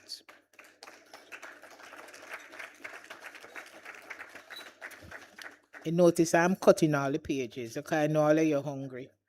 Right. And as I said, we need not be apologetic for being self-confident, self-acceptance, or to state our own self-worth.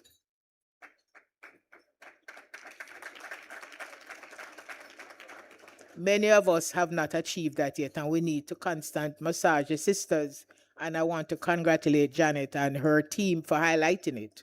But we need to absorb it and work together to make sure that not only our generation, but the new generation coming forward recognize that they can and should make their contribution and be right at the front of development.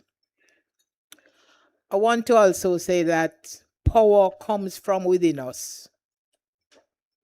Nobody can assign a power to you. You have to understand, as I said before, you are your own generator, whether you are solar or electric. You're going to have to understand that, and don't depend on other people to endorse you for you to feel good to go forward. You need to look in the mirror and endorse yourself. And I must tell you the truth. I may be a little rebel in a way, Maxine, in plenty ways, right? The fact is this: when you as a woman achieve, and some of our counterparts start speaking to you about the soft part of what is said to be a woman, to make you feel nice in a woman, you look good and whatever, my constant response is, I have many mirrors at home, and I massage my ego like 3 times a day. So me all right, without being too arrogant about it. And people always want to put that label, As a woman, when you're confident, you're arrogant. Not true. The men are self-confident and we arrogant. Well, if arrogant means that I respect myself in a way where I can be confident about it up front, then I am indeed arrogant. Whatever word you want to put. Me call it self-confident. And I'm endorsing that. And I want to say that our awardees are such an excellent example of what we should celebrate and how we should graciously do whatever our mission is. And I heard about the mission and the revelations and so on. Indeed, all of us have a mission in this world. And I would want to say that we as women must take time out for the YOU to regenerate. You keep on giving. You give at home, you give at work, you're constantly giving. And like Janet spoke about, that wife who I'm sure contributed a lot to the wealth and development of that family, but she not contributing to the development of herself, because we are always sacrificing. And it's good to help and so on. But as women, I want to say that you can only be truly amazing if you're amazing about yourself, first of all, because you can't give from an empty cup. And we need to focus a little bit, carve out time for yourself in whilst you are helping the nation to help yourself so you can continue to contribute to the nation. So there is the you that you need, YOU that you need to nurture. And so I am not going to go on forever because I know you're saying when she going to finish because lunch needs to be served. But I want to just say that, it's about us continuing to celebrate together the achievements and contribution of our sisters.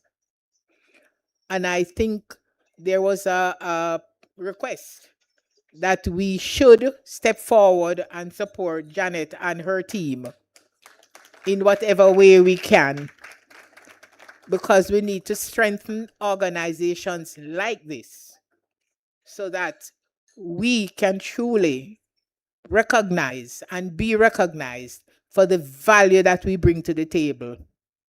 And we need not be shy or ashamed to really come forward and make our contribution.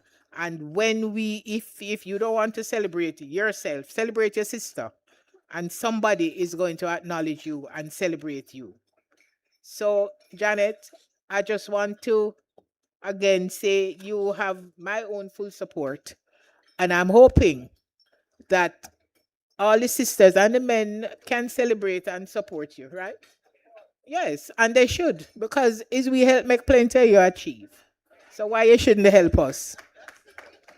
Right. So I am going to be, I'm really asking that for Janet and her team, that we put our full support behind her so that next year when she comes here, she's not saying, well, she don't have all the resources yet, but that she'll say she has some put aside for the next year.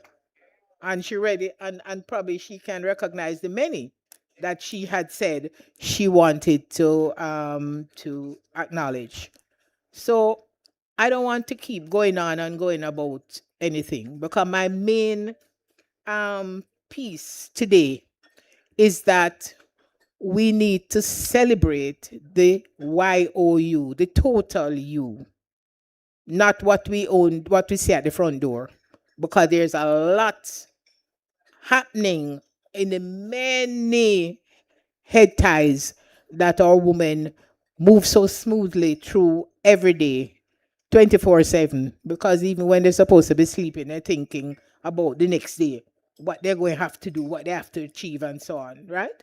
I'm not saying the men don't do it, but I'm just saying today is the Women's Day, and we are celebrating our sisters. And I dare to say, and this might get me into trouble, that when the men default, women can default, because we take it so seriously that we have to make sure that if there's any little gap in the process, that you fill it. But my last thing is make sure that you are part of the formula. And I mean you as a person, not as an agriculturalist, not as an entrepreneur, but you as a woman. Select moments when you take care of yourself, because when you, I know Janet says she retired. I have a different version. I put on new tires. So I'm retired, right? And a big part of the retirement is to make sure that I focus on myself, doing the things I want to do and what makes me happy and feel amazing.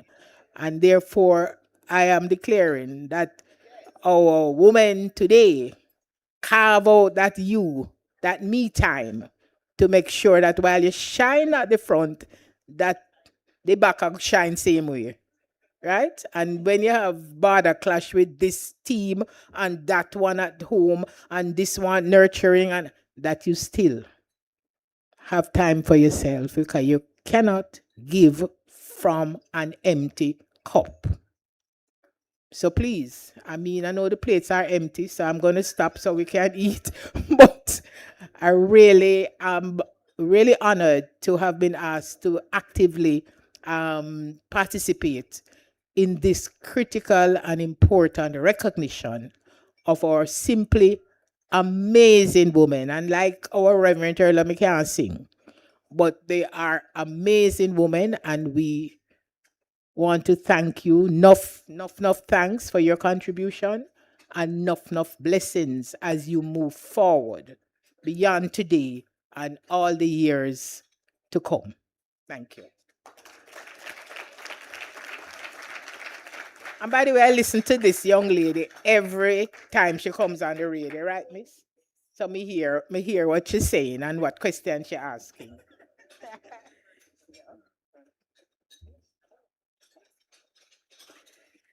Ladies and gentlemen, please put your hands together for Valerie Vera.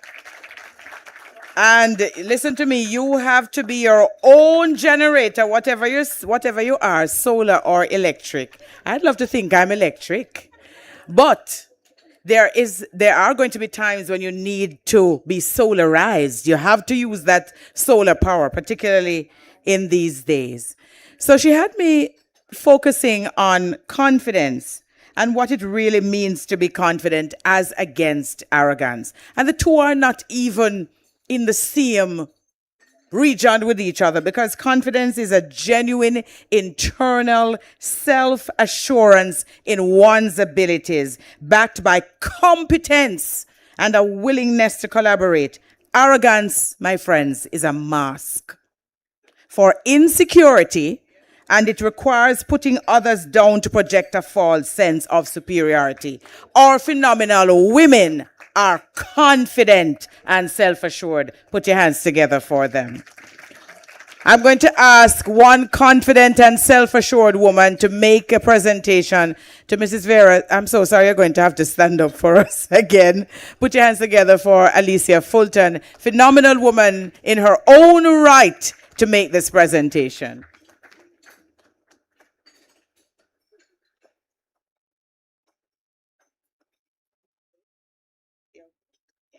Wow. Lovely.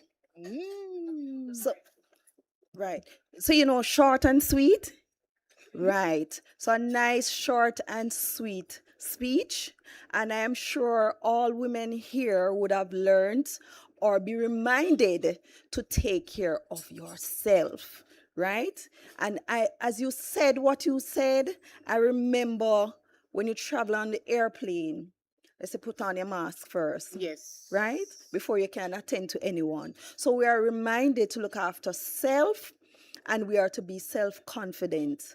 And so we want to say thank you for those lovely words, and we hope that you will really enjoy the token that we are sharing with you today.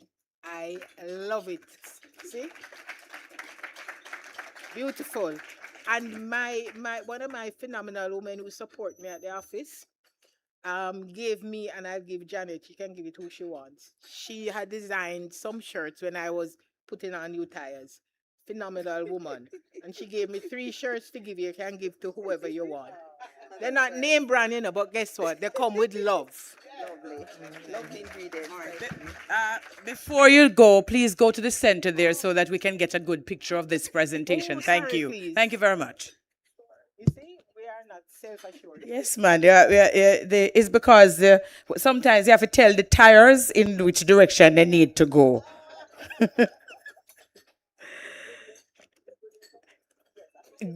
No, it's your own brand. It's your own brand. It's Vera Tires. Thank you once again, Valerie Vera. Now, ladies and gentlemen, you have already started lunch. because I know you've been served your soup. I see the juice is going around, and you also have your little rolls. But may I just ask you to close your eyes and pause for 1 minute. Pause for 1 minute. Spoon in hand, straw in hand, and let us just give thanks for this meal that we are receiving. And so, Father God, we thank you for the blessings of life. Thank you for bringing us together in this fashion. And we pray, God, that as we partake of this meal that has been prepared for us, you will bless it to our bodies, because, God, these bodies belong to you. And so, in eating that which has come from the earth, we are giving back to you. We thank you. We bless you, even as you bless us. Amen. Enjoy your lunch. Oh, and I hear it's a short lunch. Let me see the shirt.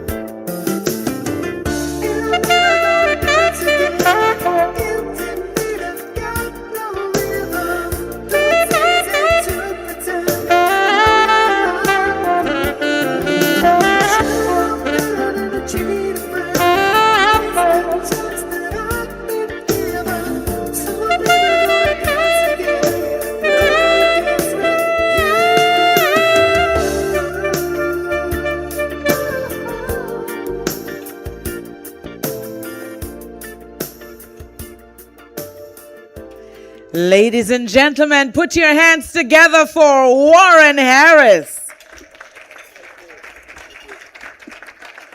I tell you, is there anybody in this room who's going back to work after this function? One or too bright. Go back to work after all of this goodness. I have to go back to work after all of this. But I'm telling you, we have been having an absolutely amazing time. Amazing time. And I know that Warren took you all the way back. Yes, with the music that he played. And he deserves a better round of applause for all of that. Ladies and gentlemen, Warren Harris. All right, so we are at that point in the afternoon when it's time for us to get down to the real reason we're here. Because while we're having all of this fun and we're celebrating with the women by having conversations at the tables and engaging them, we also need to ensure that they leave here with something to remind them that this function was indeed for them. We have heard, ladies and gentlemen, why it is that we should celebrate our women for the work that they are doing, for the women that they are, for the communities that they are nurturing, for what they are giving back. They are giving back in ways that, believe you me, we could spend the rest of the day trying to honor them, to celebrate them. Before we launch into the presentations, allow me the opportunity to just share this with you. Not going to read all of it, because all of it might not be what we should share. But ladies, if you know, you know. Pretty women wonder where my secret lies. I'm not cute or built to suit a fashion model's size. But when I start to tell them, they think I'm telling lies. I say it's in the reach of my arms, the span of my hips, the stride of my step, the curl of my lips. I'm a woman, phenomenal woman. That's me. And I have to tell you that I believe every word of what I just read here. Ladies, I don't know about you, but I believe every word. When I was in fourth form in high school, there was a fellow who said, well, children used to tease me about the size of my lips. And there was one guy one day when I was in fourth form, Zennis Gordon, I've never forgotten it. Zennis, I was standing by the classroom door, and Zennis just walked up to me and said, "You have kissable lips." It changed my life. It changed how I viewed myself. It changed everything for me. This boy wasn't even interested in me, you know. The fellow just walked up to me and said, "You have kissable lips," where before that, everybody else was saying to me, "Your mouth biggie." Women are plumping up their lips, trying to get them to look like mine. So not only am I a phenomenal woman, but I have phenomenal lips. So I walk into a room just as cool as you please. And to a man, the fellows stand or fall down on their knees. Then they swarm around me, a hive of honeybees. I say, it's the fire in my eyes. And by the way, I must tell you, my husband says it's one of my best qualities, my eyes. So my husband loves my eyes. And the flash of my teeth, the swing in my waist, and the joy in my feet. I'm a woman phenomenally. Phenomenal woman, that's me. Men themselves have wondered what they see in me. They try so much, but they can't touch my inner mystery. There are parts of this that I'm not going to read. I leave it to you to read the rest. But I want to come to this last part that says, now you understand just why my head's not bowed. I don't shout or jump about or have to talk real loud. When you see me passing, it ought to make you proud. I say, it's in the click of my heels, the bend of my hair, the palm of my hand, the need for my care, 'cause I'm a woman, phenomenal woman. That's me. Had to read that. Couldn't get out of here today without acknowledging that there are things that men, and you understand, that's why you're here. Because you understand that we are phenomenal women. And I'm not being arrogant. I'm being confident that I'm a woman phenomenally. My late aunt, Vivienne Tomlin, she always used to say, who have raw meat seek fire. So as you go through life, make sure you're seeking the fire. Making sure that it burns deep and bright, because you are created for a purpose. And we are celebrating women who have discovered their purpose. And so in doing that, we are going to tell you about these women now. So are you ready? Yes, we're ready. We're ready. I know the husbands are ready. The children are ready. The room is ready. Yes, we are ready. And so, ladies and gentlemen, we have come to that point where we are now going to be announcing our women, and we're going to be telling you about them, sharing information on them that some of you probably know because you know them, but for others of us, we don't know, so we're going to learn. Now, I know that there are very busy people in this room, and the first two awards that we're going to present, one to one lady who is not here, but the other to a lady who is in the room. And so I'm going to invite Abigail to join me here. And Abigail is going to read some information about our first awardee. Put your hands together for her as she comes.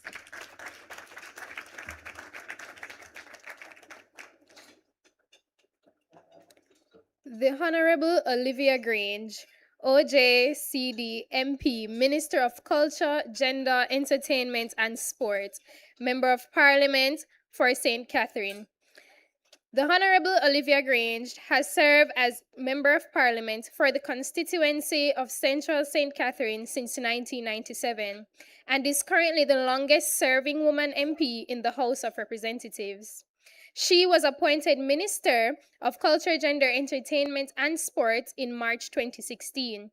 Ms. Grange's wide portfolio includes arts and culture, culture and creative industries, entertainment and media arts, gender affairs, heritage, publications, national commemorative events, reparations, religious and faith-based organizations, and sport. Previously, Ms. Grange served in the cabinet between 2007 and 2011 as minister with responsibility for information, youth, sports, culture, women and gender affairs, entertainment, community development, and special projects. During this tenure, she led the development of the national policy of gender equality, the youth entrepreneurship policy, as well as the national sport policy of Jamaica. Ladies and gentlemen, please join me in warmly welcoming the Honorable Olivia Grange, a phenomenal woman in agriculture. We're going to invite Mrs. Sharon Coburn Robinson to come forward and collect the award on behalf of the Honorable Olivia Babsy Grange. Put your hands together for her as she comes.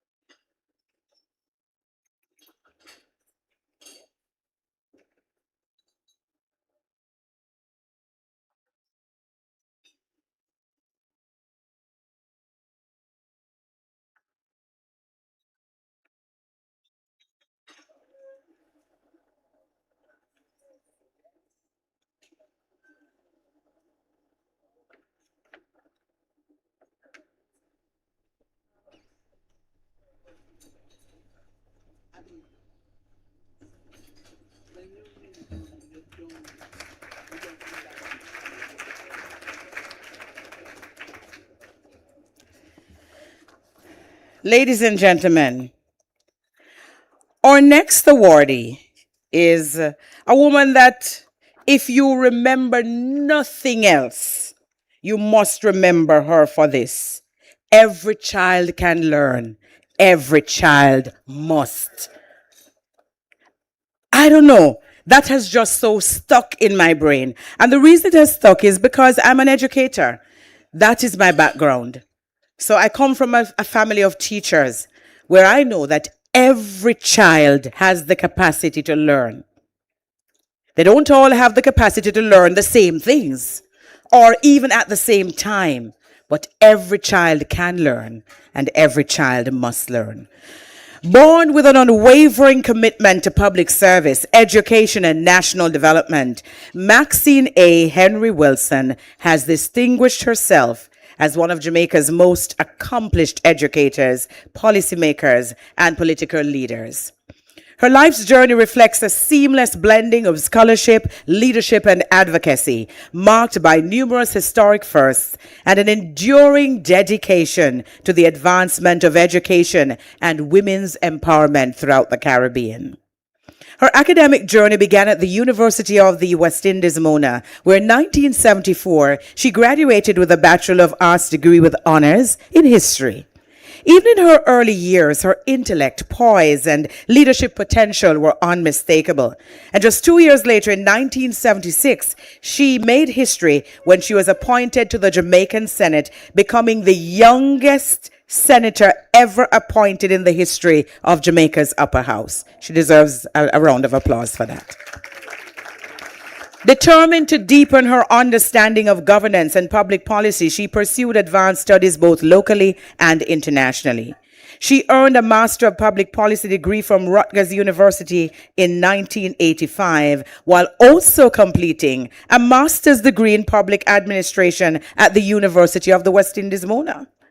These academic achievements laid the foundation for what would become a distinguished career in public administration, governance, and educational reform.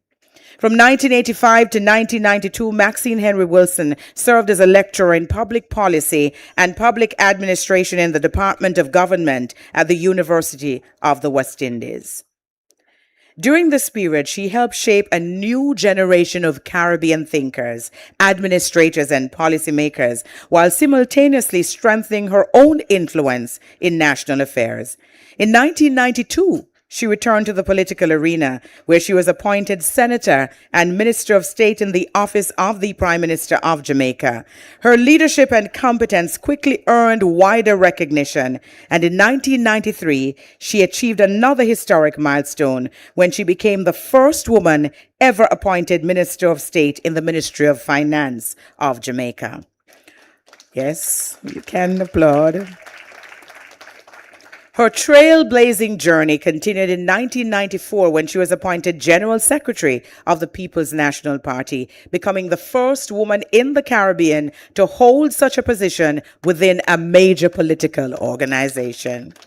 And during the same period, she also served as Minister without portfolio in the Office of the Prime Minister and later as Minister of Information, further cementing her reputation as a respected national leader and communicator.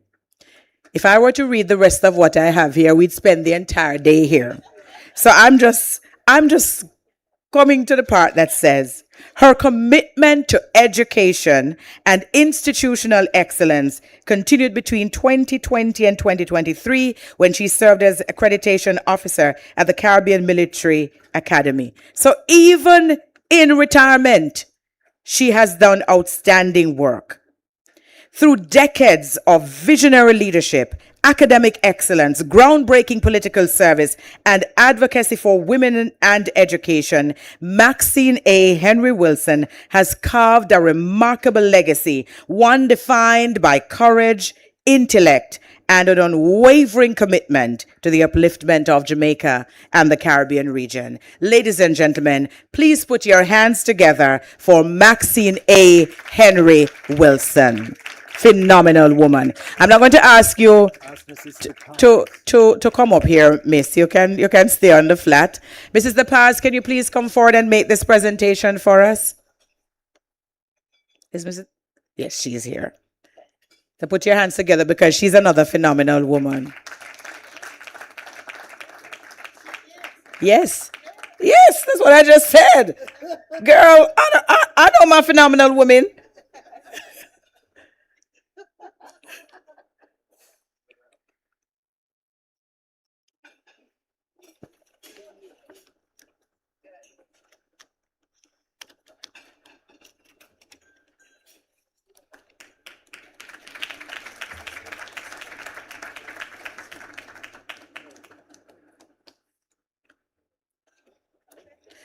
All right, so we're going to, yes.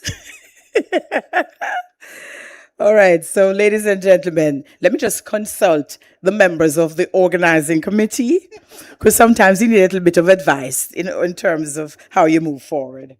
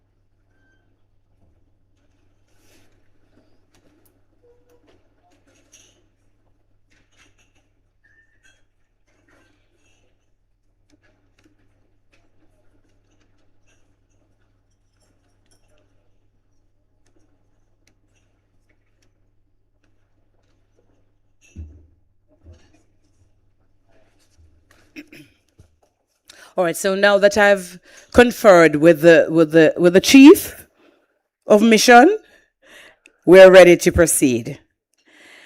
Ladies and gentlemen, our next awardee is Audrey Spence. Abigail?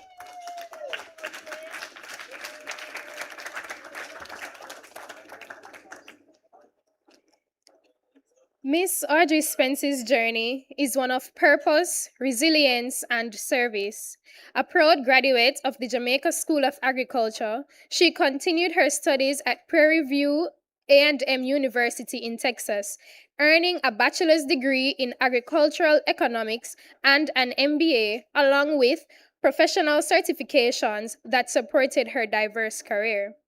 She began as a teacher of agricultural science and biology at St. Elizabeth Technical High School before working in education in the United States.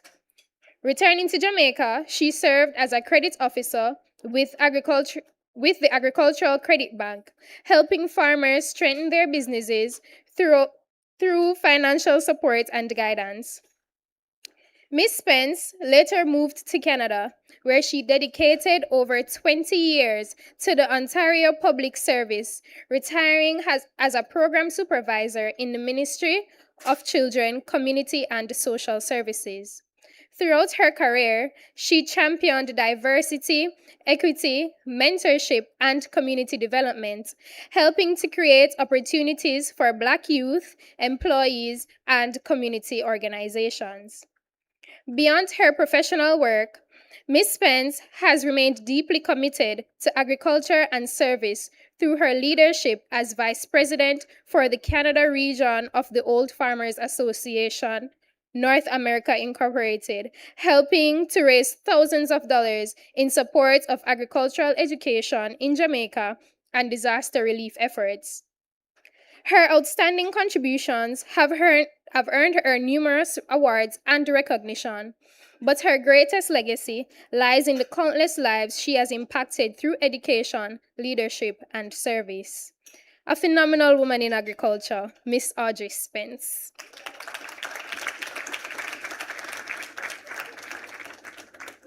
World took root. She pursued her undergraduate studies in botany and zoology, building a strong scientific foundation that would later shape her career in agriculture and research. Driven by a desire to deepen her understanding, she went on to earn a Master of Science in Natural Resource Management, graduating with distinction, an early indication of the high standards she would consistently uphold. Her academic journey continues even today as she pursues a PhD in integrative public policy at Tuskegee University, further strengthening her ability to connect research with national development. Armed with this solid academic grounding, Carla entered the public service, beginning what would become more than 2 decades of impactful work within Jamaica's Ministry of Agriculture, Fisheries and Mining. From the outset, she demonstrated a strong capacity for analytical thinking, strategic planning, and evidence-based decision-making, qualities that would propel her steadily through the ranks. And over the years, she took on increasing responsibility, eventually rising to the role of Principal Research Director within the Research and Development Division. In this capacity, she led national agricultural research programs across multiple research stations, ensuring that Jamaica's research agenda remained aligned with broader development priorities. Her leadership was marked by precision and accountability, the most notably reflected in her achievement of a 99% budget execution rate over 3 consecutive fiscal years. That's just phenomenal. A testament to her exceptional coordination and financial management. And ladies and gentlemen, what we're going to do, don't want to stress Lady Allen. So we are going to ensure that we do the next 2, and then she will come back and present to all 3 ladies. So Abigail, can you come, please?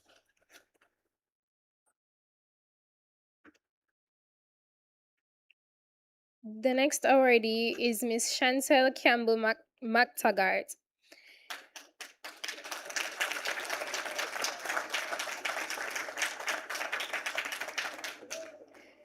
Mrs. McTaggart is a dedicated botanist and plant breeder whose work is helping to shape the future of Jamaica's coconut industry. With a master's degree in botany, she has built a career focused on using science and innovation to strengthen agriculture and support sustainable development.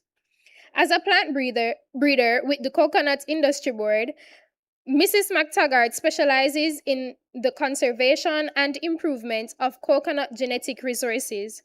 Her work focuses on developing high-quality, locally adapted planting materials that improve crop productivity while building resilience to climate change. Through careful research and breeding, she is helping to expand Jamaica's coconut genetic diversity and develop new local varieties for future generations. Beyond her research, she contributes to agricultural project planning, stakeholder collaborations, and systems development, ensuring that scientific discoveries translate into practical benefits for farmers and the wider agricultural sector. She also continues to strengthen her leadership and management skills, reflecting her commitment to excellence and continuous growth. Through her passion for science, conservation, and innovation, she is making a lasting contribution to Jamaica's food security and agricultural resilience. A phenomenal woman in agriculture, Miss Chantel Campbell McTaggart.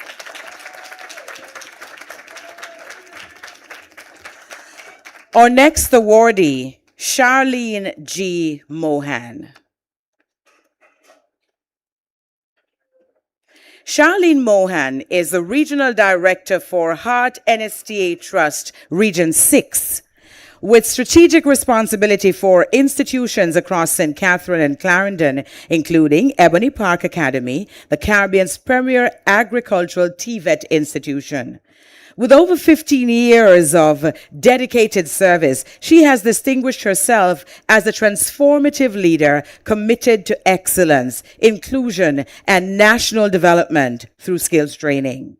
Born in St. James and rooted in Clarendon, Mrs. Mohan's leadership is shaped by resilience, vision, and a deep belief in unlocking human potential.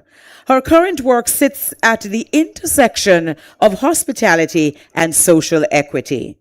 As a strategic driver of inclusion, she has championed access to training and entrepreneurial support for persons with disabilities, while also fiercely advocating for learners who lack the means to access skills training, including agriculture and other vocational areas, pushing to ensure that opportunity is never a privilege of circumstances. She champions the integration of agriculture and hospitality as a natural and necessary partnership. At Ebony Park Academy, that conviction is visible in a living farm-to-table model that connects cultivation to cuisine in their training restaurant. Should make a visit down there one of these days. Beyond her formal role, Mrs. Mohan is deeply engaged in community development. She serves as a mentor to youth, contributes to school governance as a school board member, and is a member of key nonprofit entities focused on leadership and personal development for youth and entrepreneurship. She is also a creative, self-taught graphic artist and photographer, and actively supports communications within her church. Above all, Charlene Mohan is a devoted wife and mother whose life reflects her core values: service, perseverance, and a steadfast belief that with the right support, every individual can grow, contribute, and thrive. Ladies and gentlemen, Charlene Mohan.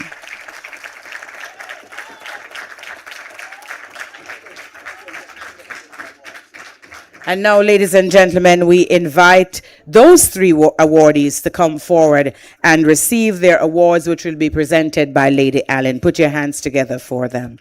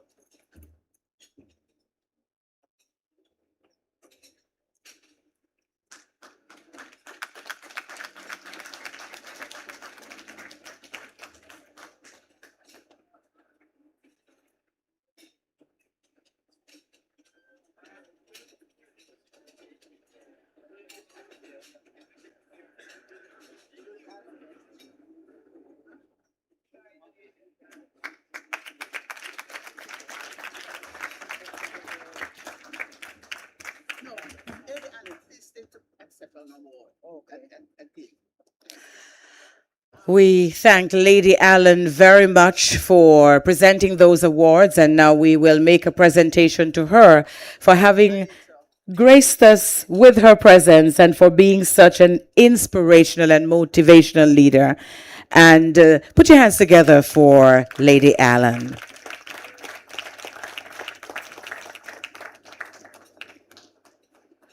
And a special presentation from the Ebony Park Heart Academy.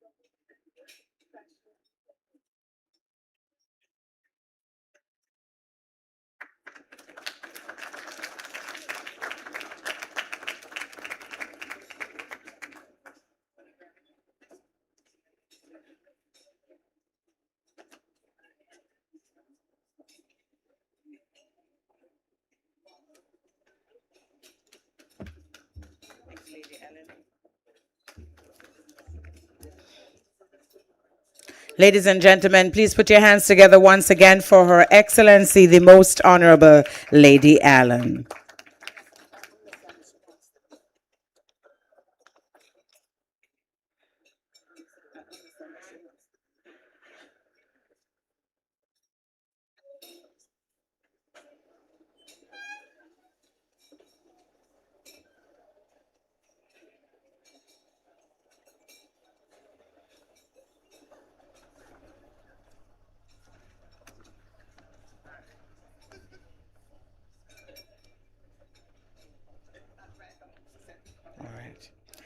All right, so ladies and gentlemen, we're moving on to our next set of awardees. Table 3, it's your turn. And we're going to ask Abigail to get us started with our next awardee. Abigail?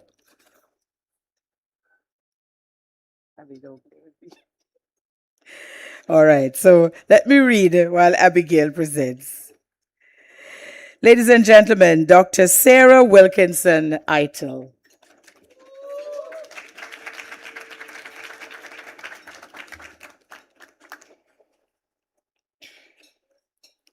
For more than 30 years, Dr. Sarah Wilkinson Eitel has been a respected leader in veterinary medicine and agriculture across Jamaica and the Caribbean.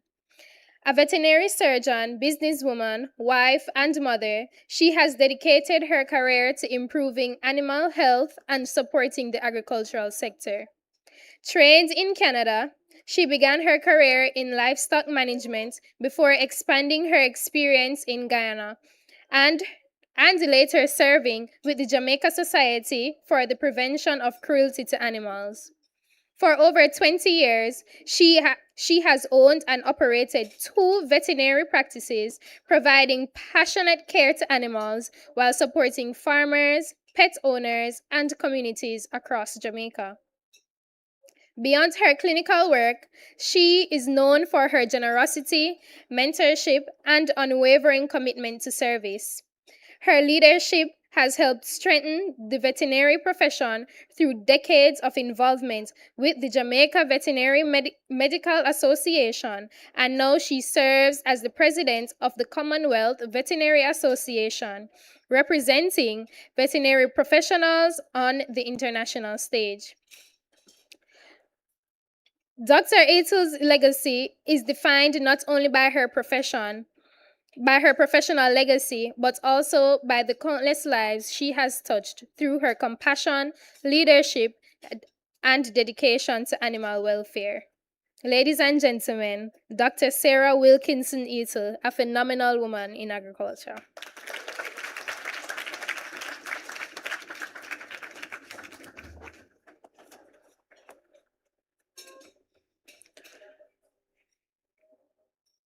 Our next awardee, Dr. Louise Thompson. Yes, you can applaud.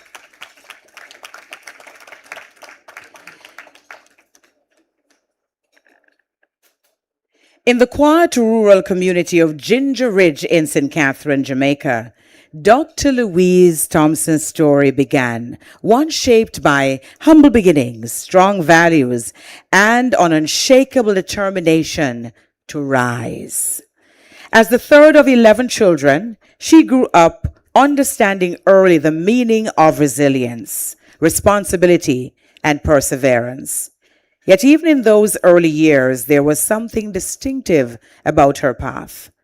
She would become the first in her family to attend college, setting in motion a journey that would touch lives across countries and generations. Her educational foundation was laid at Ginger Ridge Old Age School and later at the Elim Agricultural School, now Sydney Pagan High School, where discipline, community, and a love for learning took root. Drawn to both science and service, she pursued agricultural studies, earning an Associate of Science degree from the College of Agriculture, now CASE, in 1988. That experience not only shaped her academic direction, but also instilled a deep appreciation for community development and nation building.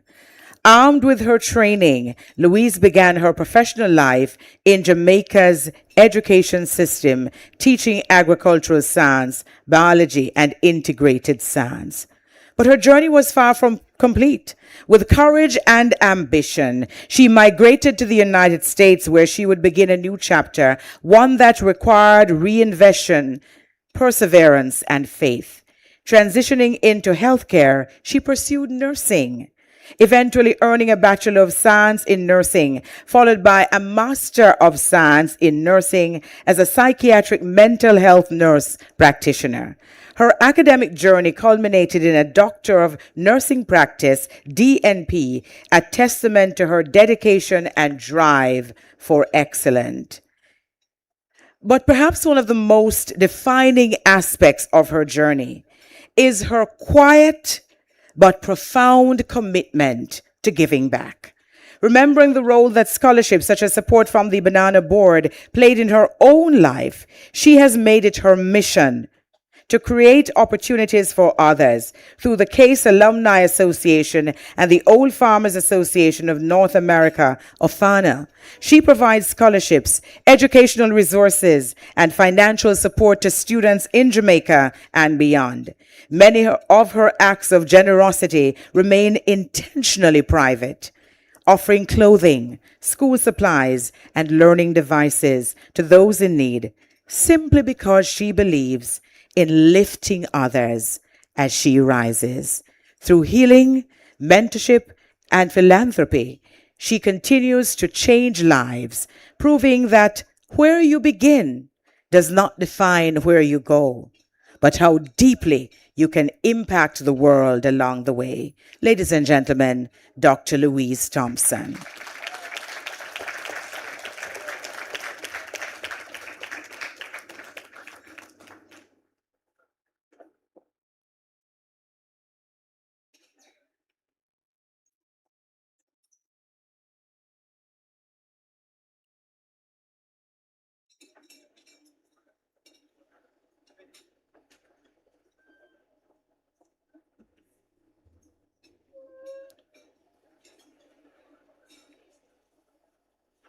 And we're going to invite Abigail to do just one more before we make the presentation.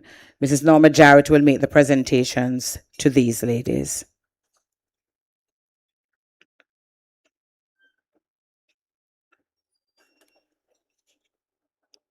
Miss Edie Giddens.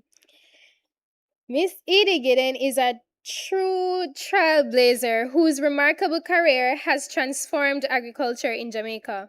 She made history as the first female student to enroll at the then all-male Jamaica School of Agriculture.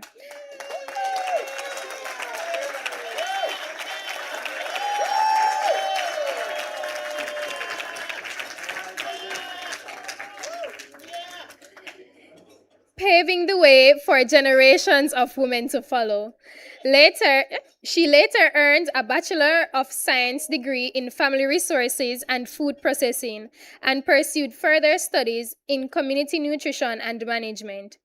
During her 32-year career with the Ministry of Agriculture and the Rural Agricultural Development Authority, she rose from Field Extension Officer to Zonal Director, breaking barriers as one of the first women to hold senior leadership positions.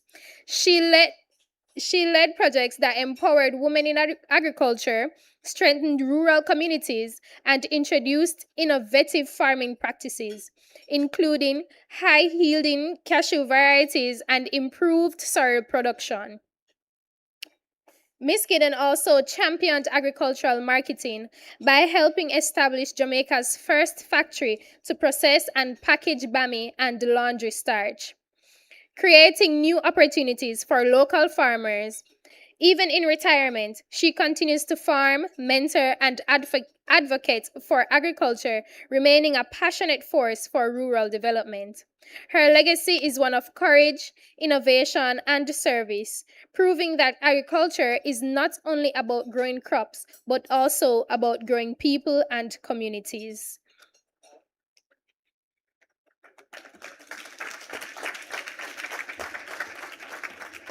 Thank you so very much. And we're going to invite Norma Jarrett to come forward for this set of presentations. And ladies, please come forward as we make this presentation to you. Norma Jarrett is the president of OFANA. I'm going to step off the stage because I want to make sure that they get all of those beautiful pictures taken. Eitel. Dr. Eitel?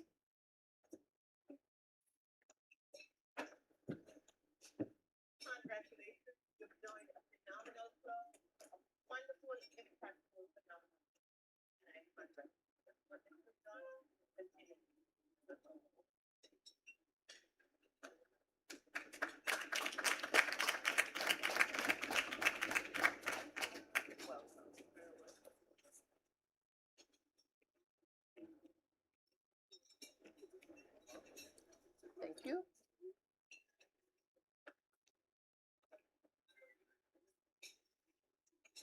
I actually nominated Dr. Thompson, and here she is, the winner. Congratulations. Ardent member of the Old Farmers Association North America in the United States, and she does a lot of work giving back to students in Jamaica. Congratulations, my friend.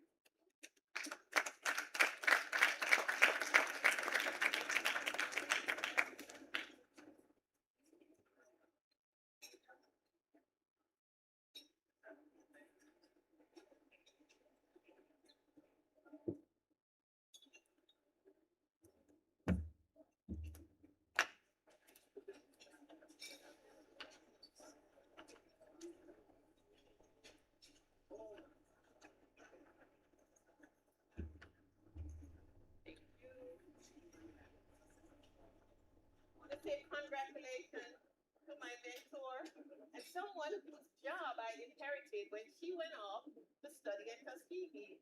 And later, I too went off to study at Tuskegee. Congratulations. I am so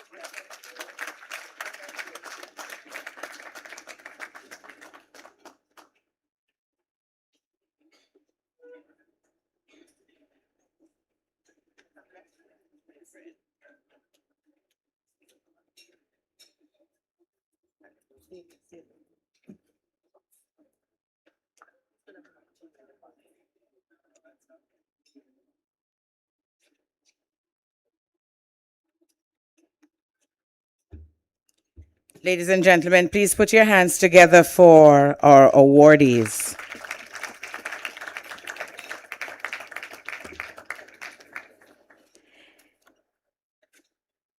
In the lush, fertile hills of Kellett's Clarendon, where the earth is as generous as the people who tend it, Georgia Robinson's story quietly began. I'm a little teary-eyed now. So proud of Georgia. Long before agriculture became her profession, it was simply a way of life. As a young girl growing up in a farming community, she developed a deep, almost instinctive bond with the land. It wasn't something she was taught, it was something she felt. That early connection took root during her formative years, and by the time she reached high school, it had already begun to shape the path she would follow for the rest of her life. What started as a childhood familiarity with farming would eventually grow into a remarkable career spanning more than 20 years, one marked by leadership, purpose, and impact. Today, Georgia stands as a key figure at Caribbean Chemicals Jamaica, a company she has helped to build since its inception in July 2015. Over the years, her role has evolved, and in March 2023, she stepped into the position of marketing manager.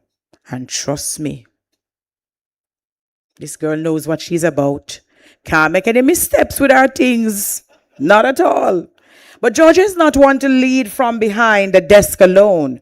Her work takes her far beyond office walls and into the fields across Jamaica, where she engages directly with farmers, understanding their challenges and shaping solutions that truly meet their needs.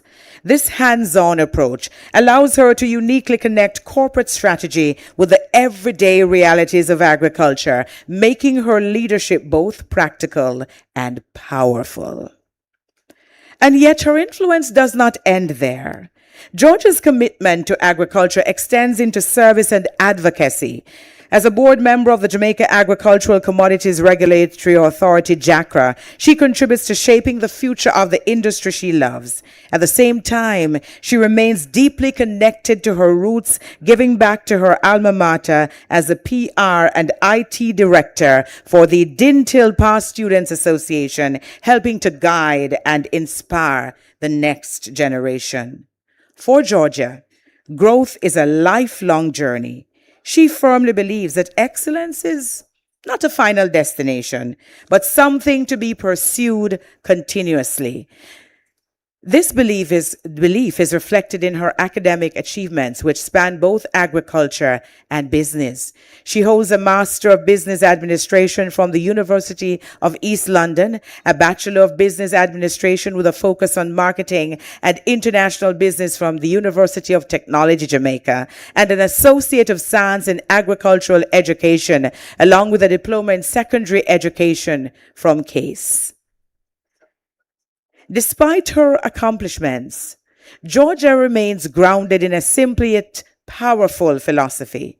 Treat others as you wish to be treated. Yes, you can applaud.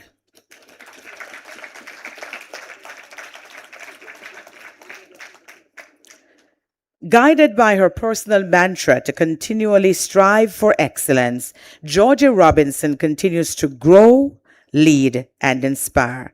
Her journey is not just one of success, but of purpose. A story still unfolding, rooted in passion and driven by an unwavering commitment to make a difference. Ladies and gentlemen, Georgia Robinson. And my boss says you're to come. My boss says you are to come, Georgia.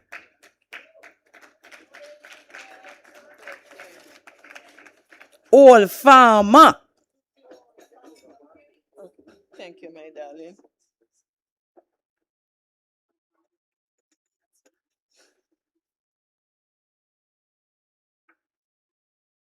Georgia, congratulations on this phenomenal woman award. You are so deserving.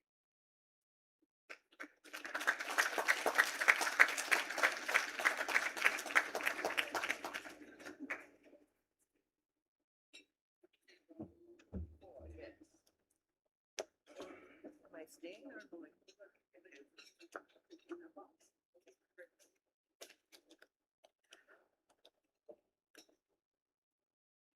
Our next awardee is Jacqueline Henderson, and I'll ask Abigail to read this one for you.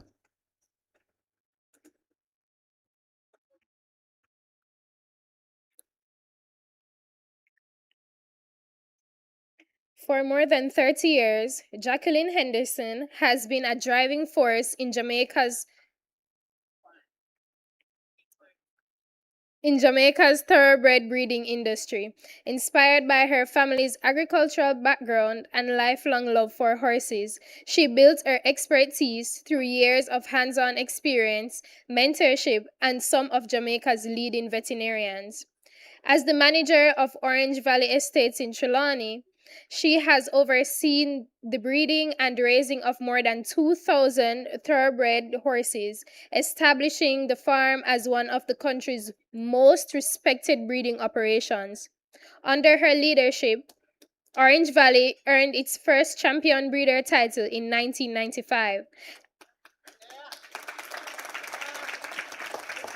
and has produced many award-winning raced horses that have excelled both locally and internationally. Committed to excellence, Jacqueline combines traditional knowledge with modern technology to ensure the highest standards of animal care. She also mentors young veterinarians and generously shares her knowledge with others, helping to strengthen Jamaica's industry for future generations. Her dedication, leadership, and passion continue to inspire all who know her, providing that excellence is achieved through patience, care, and unwavering commitment. Ladies and gentlemen, Miss Jacqueline Henderson.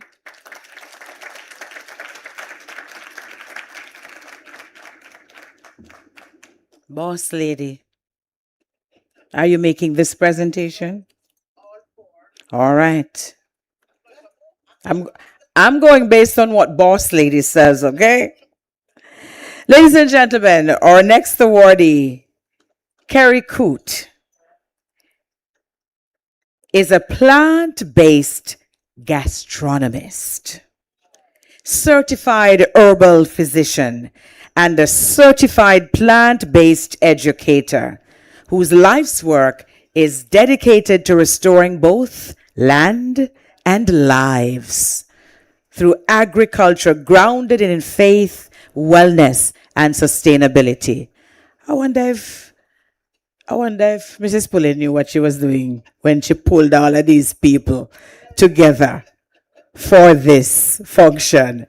A distinguished alumna of Elim Agricultural School, class of 1990, Carrie's agricultural journey began at an early age as the firstborn daughter of a farming mother, instilling in her a deep appreciation for the transformative power of the earth and its bounty. Guided by her unwavering faith, Carrie embraces the biblical principles of stewardship and holistic wellness. Her philosophy is rooted in the belief that the human body is a sacred temple and that caring for the earth is an act of worship. Drawing inspiration from Genesis 1 and verse 29, she has devoted her career to cultivating nutrient-rich, plant-based foods and promoting the healing properties of herbs and natural remedies. As the proprietor of Asante Sana Wellness Eco Mountain, Carrie has created a thriving agricultural enterprise that produces wholesome, nutrient-dense crops and medicinal herbs directly from the land. These harvests provide the foundation for Living Food and Juices, her family-owned business, which is committed to making healthy, whole food, plant-based nutrition accessible to Jamaicans from all walks of life. Her extensive qualifications reflect both her passion and expertise. Carrie is a certified juice therapist, raw food science and health education consultant, raw culinary arts and business development specialist, raw food educator, raw plant-based dessert chef, holistic health practitioner, level 1 herbal physician, and medical missionary. And through these disciplines, she has become a respected advocate for preventative health and natural living. Since 2016, Carrie has expanded her impact through her signature Jazz Up Your Health retreats, where she educates farmers, families, and aspiring growers on the connections between agriculture, nutrition, and wellness. Her commitment to empowering women in agriculture is equally noteworthy. Since 2023, she has been intentionally employing and mentoring women farmers, providing them with practical agricultural skills, sustainable income opportunities, and leadership development that strengthens both their families and communities.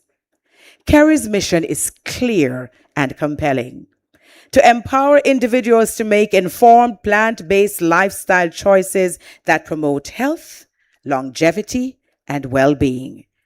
She often reminds others that the most expensive bed is the hospital bed, underscoring her belief that prevention through proper nutrition is one of life's greatest investments. Ladies and gentlemen, put your hands together for Carrie Coote.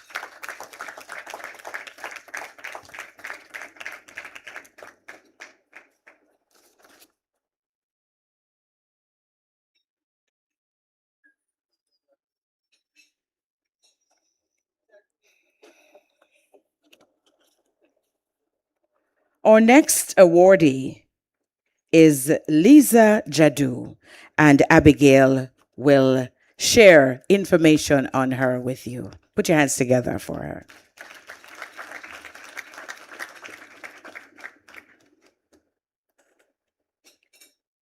Lisa Jado's journey in agriculture began on her family's farm in Connolly's Bagwalk, St. Catherine, where she developed a passion for farming while working alongside her father, a respected coconut farmer. Those early experiences laid the foundation for a lifetime dedicated to Jamaica's agricultural sector. Following her education, she joined the family business full-time, using her skills in accounting and administration to strengthen its operations. After the passing of her parents, she carried their legacy forward by becoming managing director of El Jado's Coconut Farm Limited, transforming the business into a modern and innovative farming enterprise.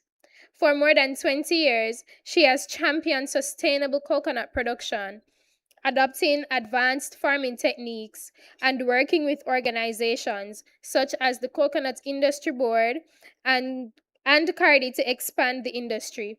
She also serves as a director on the Coconut Industry Board, where she contributes to strategic decision-making and advocates for the growth of Jamaica's coconut sector. Her dedication, resilience, and vision have earned her recognition for excellence in coconut farming, but her greatest achievement is continuing the legacy of her family while helping to structure the future of the industry. Ladies and gentlemen, Miss Lisa Jadu.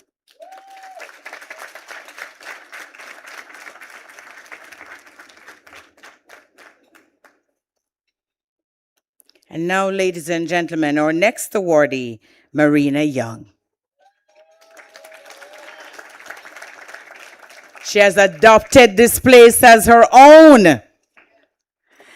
For more than 3 decades, Marina Young has walked alongside Jamaica's farmers, quietly shaping, protecting, and strengthening the agricultural landscape that sustains the nation. Her journey is one rooted in science, guided by purpose, and defined by a deep respect for the people who work the land. Her story begins with a passion for agriculture and a commitment to learning that would take her far beyond Jamaica's shores. Determined to build a strong scientific foundation, Marina pursued advanced studies at the Moscow Agricultural Academy. Marina, I won't even bother try to call the other name that is on here. One of Russia's most prestigious agrarian institutions. There she specialized in agronomy with a focus on plant protection, earning her Master of Science degree and equipping herself with the knowledge that would guide her lifelong career. In 1989, she returned to Jamaica, ready to apply what she had learned. She began her professional journey at the Bowdler's Agricultural Research Station within the Ministry of Agriculture and Fisheries. As a plant protection officer, she worked at the front lines of safeguarding crops, studying threats, managing risks, and supporting farmers in protecting their livelihoods. Her expertise and dedication soon led her to the role of virologist at the post-entry quarantine facility, where her work became even more critical in preventing the introduction and spread of plant diseases into the island. Her path continued to evolve in 1996 when she joined the Banana Board's research department as a plant pathologist. In this role, Marina deepened her impact, focusing on one of Jamaica's key agricultural industries. Through research, fieldwork, and collaboration, she has contributed to efforts aimed at improving crop health, productivity, and resilience. And by 2005, her experience and leadership brought her to the Rural Agricultural Development Authority, where she took on the role of senior officer. And it marked the beginning of a new chapter, one that would see her influence extend across the broader agricultural sector. In 2016, Marina stepped into her current role as Principal Director of Technical Services at RADA, a position that reflects both her expertise and her years of dedicated service.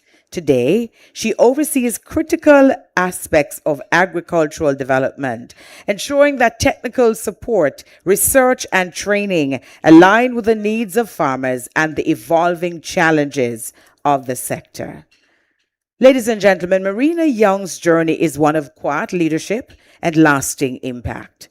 From research stations to national leadership, she has remained guided by a simple but powerful purpose to serve, support, and uplift the agricultural community. And in doing so, she has helped to ensure that Jamaica's fields continue to thrive and that the people who depend on them are never left behind. Ladies and gentlemen, Marina Young.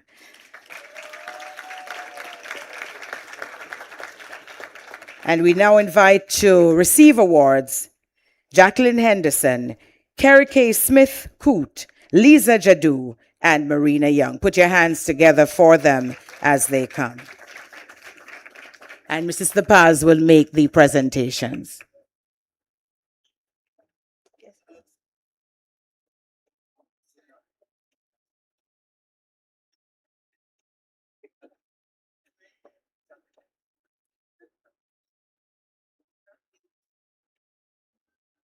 So ladies, you're coming in the order in which I have them. Jacqueline Henderson, followed by Carrie K. Smith Coote, Lisa Jadu, and then Marina Young.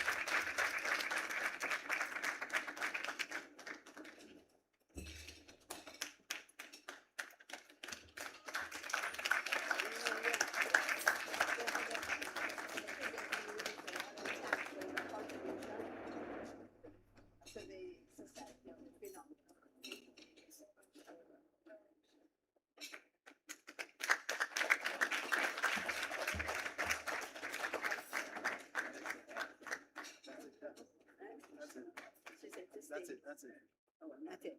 Yeah, that's the full.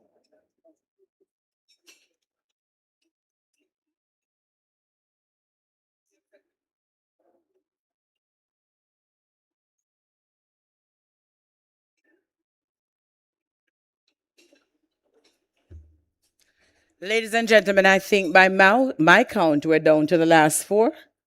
Yes, I think we're down to the last four. One of our awardees, as you heard earlier, Mary McLaughlin, is not with us. But this is a woman who has a passion for everything that grows. Her Trees to Feed Foundation is absolutely phenomenal. Years ago when I started speaking with her first, it was all about breadfruit. But now it's about every tree that grows, every tree that can feed. And here's the fabulous thing about what is happening here today. Trees That Feed Foundation, they have donated 80 trees. 80. So every family that is here represented today, you get to take a tree home with you. The only thing that we ask is that you plant it, take a picture of it, and we'll give you an address to which to forward the picture. Because we need proof that you plant it. And because it's about honoring the legacy of the people who are doing the work. So put your hands together for Mary. She's online and listening.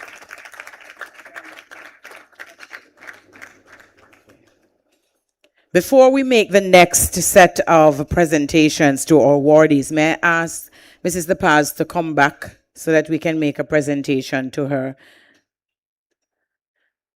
Janet, you're going to make this one? No. And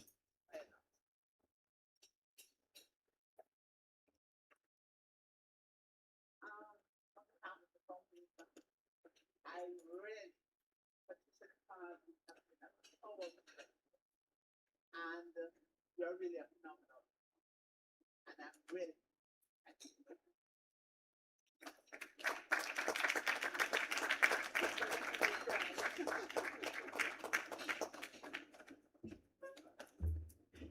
Can you feel the love? I can feel the love. See, the two of them up here bawling. It's so friendship must go. Where the love is so powerful that you can feel it. All right, so we're moving now into the final sets of presentation. I believe I have just one left, and Abby, you have two? Right. So Abby will start us off, and then I will slip in the middle, and Abby will round us out, and then we're going to have all of the ladies coming back for a photo opportunity together. Abigail?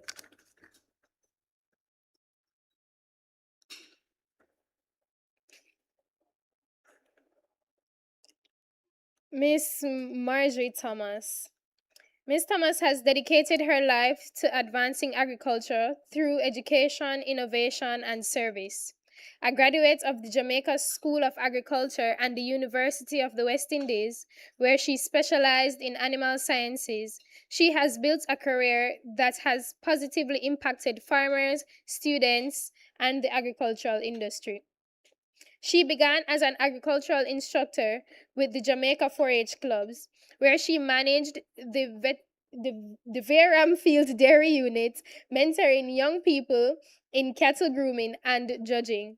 Under her leadership, the unit became profitable for the first time and earned numerous awards at the Denby Agricultural Show.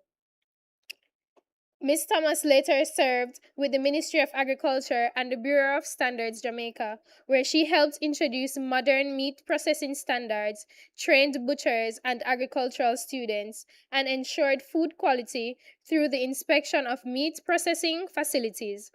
Alongside her public service, she has remained actively involved in poultry farming, beekeeping, and small stock production. Today, she also supplies Caribbean produce to communities in the United States while continuing to expand her knowledge as a master gardener volunteer. Her lifelong commitment to agriculture continues to inspire others through mentorship, innovation, and service. Ladies and gentlemen, Miss Marjorie Thomas.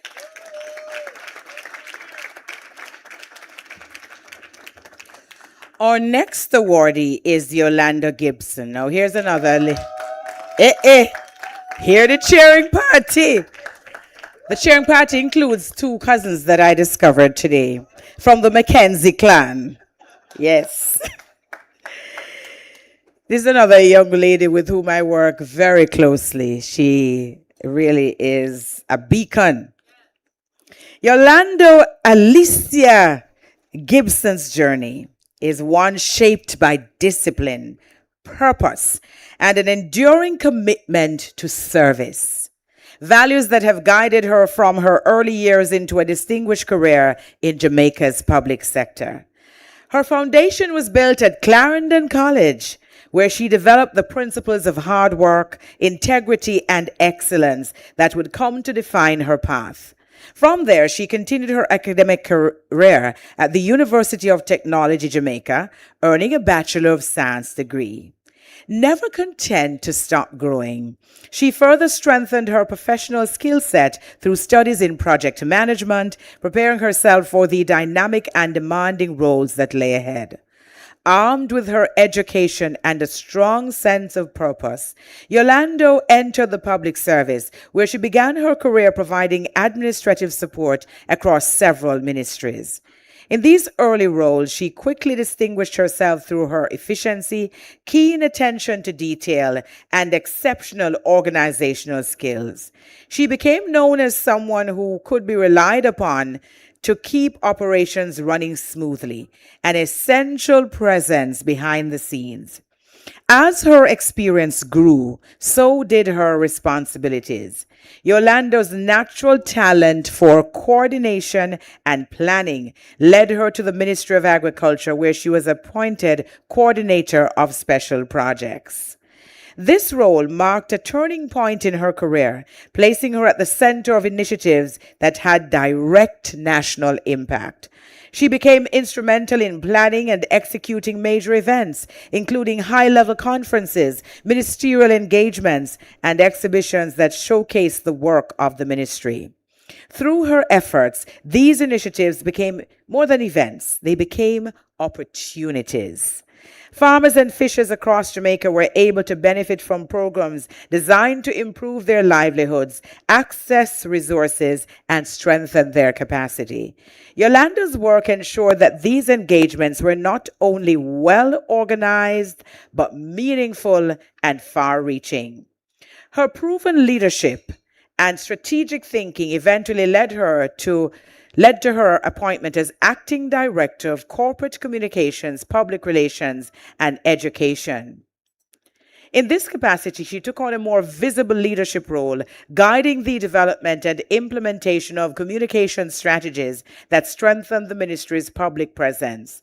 Through effective media relations and public education campaigns, she has helped bridge the gap between the organization and the people it serves. Outside of her work, Yolanda finds balance in reading and traveling, simple pursuits that allow her to recharge while continuing to grow and explore.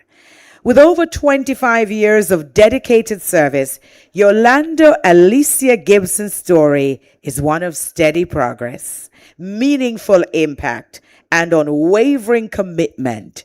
From her early days as a student to her role as a leader in public service, she has remained focused on one goal: contributing to the growth and development of her country, one initiative at a time.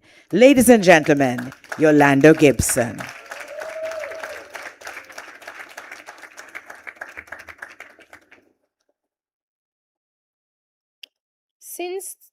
Since 2014, Sharon Coburn Robinson has served as Principal Director of the Bureau of Gender Affairs, leading Jamaica's efforts to advance gender equality, justice, and the protection of women and girls.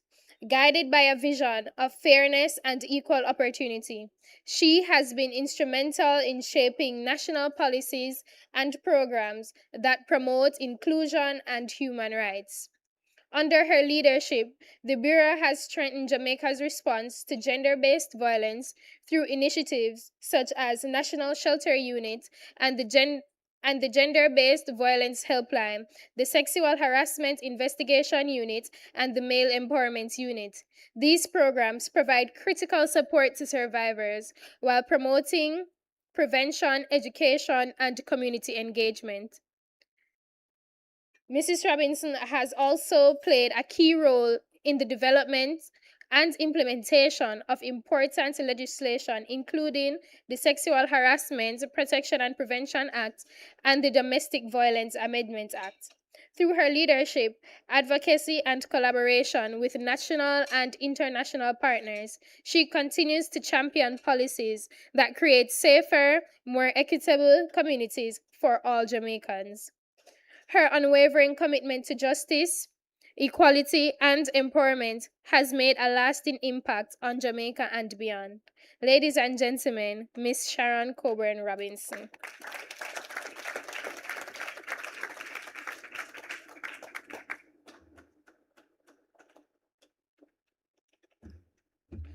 Thank you, Abigail. And we are going to invite to come forward now Marjorie Thomas, Sharon Robinson, and Yolanda Gibson. And Dr. Lilith Clark, I'm going to invite you to join us up here to make these presentations. Put your hands together for our awardees.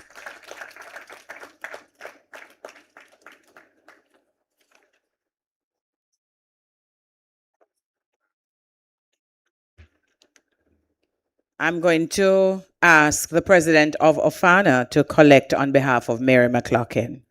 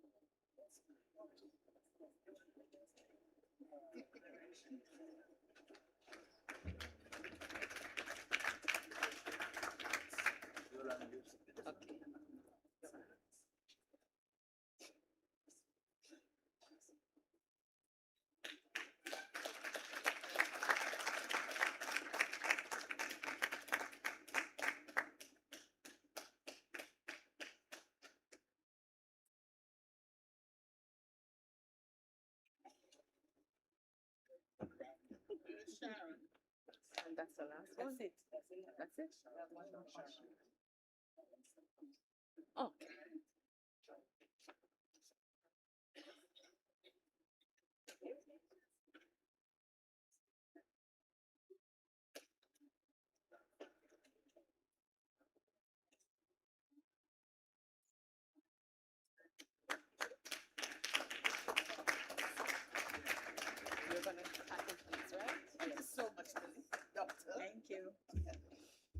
All right, so ladies and gentlemen, we're winding down. Please put your hands together for all our awardees for today. The Honorable Minister Olivia Grange, Maxine Henry Wilson, Audrey Spence, Carla Douglas, Chantel Campbell McTaggart, Charlene Mohan, Dr. Sarah Wilkinson Eitel, Dr. Louise Thompson, Edie Mae Giddon, Georgia Robinson, Jacqueline Henderson, Carrie K. Smith Coote, Lisa Jadu, Marina Young, Marjorie Thomas, Mary McLaughlin, Sharon Robinson, and Yolanda Gibson. Now, Minister was not with us, and Mrs. Henry Wilson has left, but I'm going to invite all of the other awardees who are here, and of course, Mary's not with us. Could you please join us on stage for a photo op?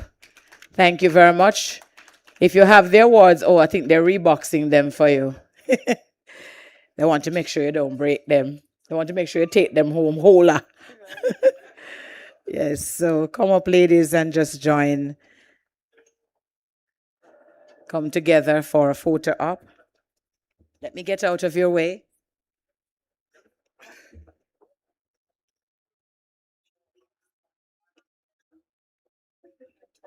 I'm sticking behind. I'm taller than me. No. They're same height. I'm sticking behind and my head in between. You're short, come in the front. See, they're even saying short, go in the front.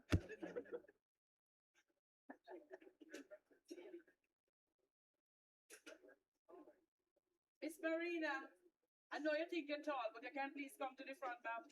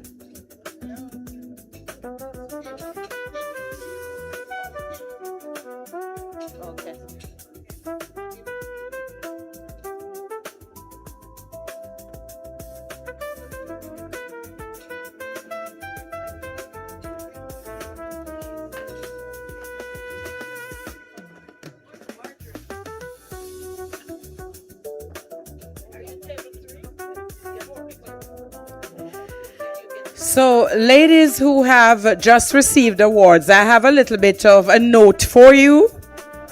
Please be mindful of the fact that there is a foundation that now exists. So, you see, all of us that are doing stuff in here today, we are phenomenal awardees. So that means that next year, we expect to see some of you doing what I'm doing, right? Isn't that so? Yes. All right, so ladies and gentlemen, please put your hands together once again for all of our awardees. Now, one of the things that we want you to do, ladies, if you didn't get your award in your hand, you can come to the side and collect it. They just wanted to rebox it to make sure that you take it home safely. And now a presentation from Janet Pullen to the president of OFANA, Mrs. Norma Jarrett. Put your hands together for her.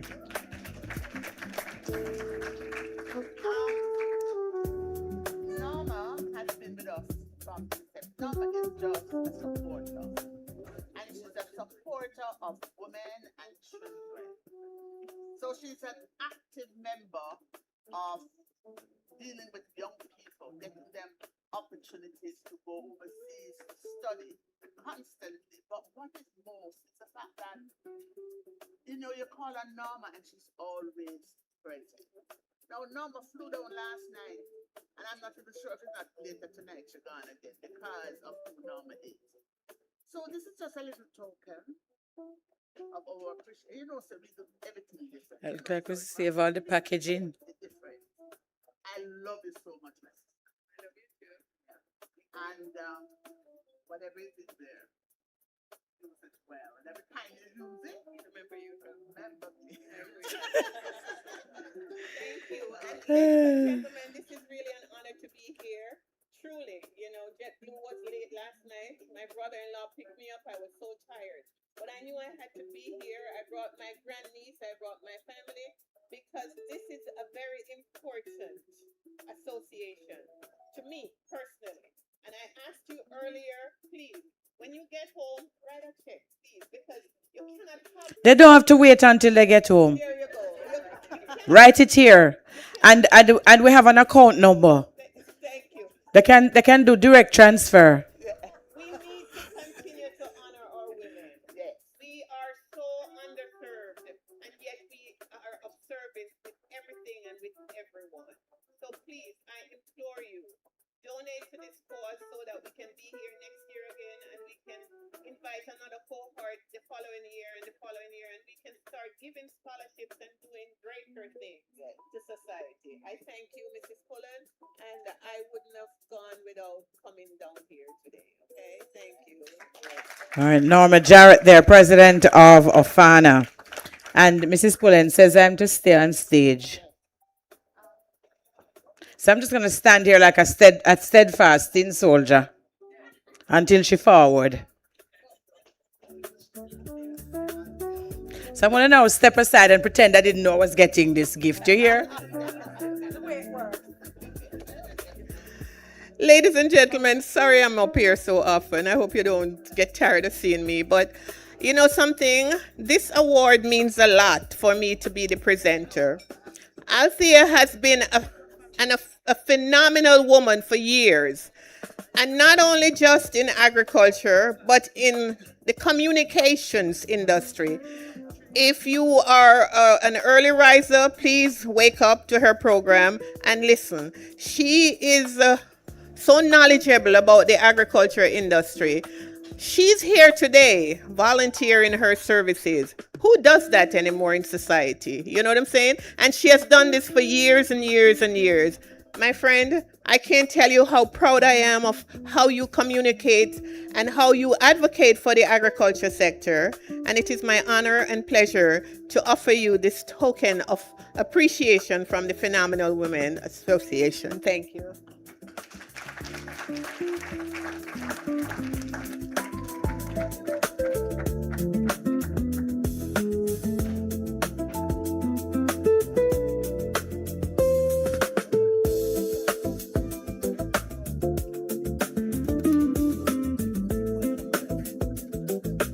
right. Thank you, Miss Norma. I'm so surprised at this. So shocked. Oh, you shouldn't have. Thank you so very much, Mrs. Pullen and the phenomenal team. And now, ladies and gentlemen, we are inviting another phenomenal woman to move the vote of thanks. Please put your hands together and welcome Mrs. Olive Downer Wash.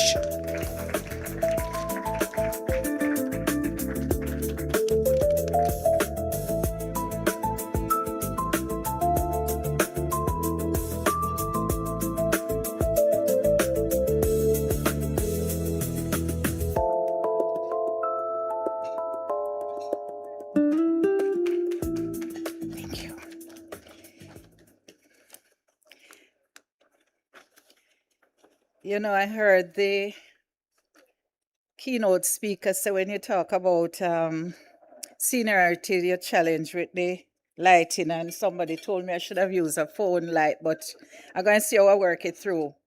Ladies and gentlemen, good afternoon. It has been a wonderful day so far, hasn't it been?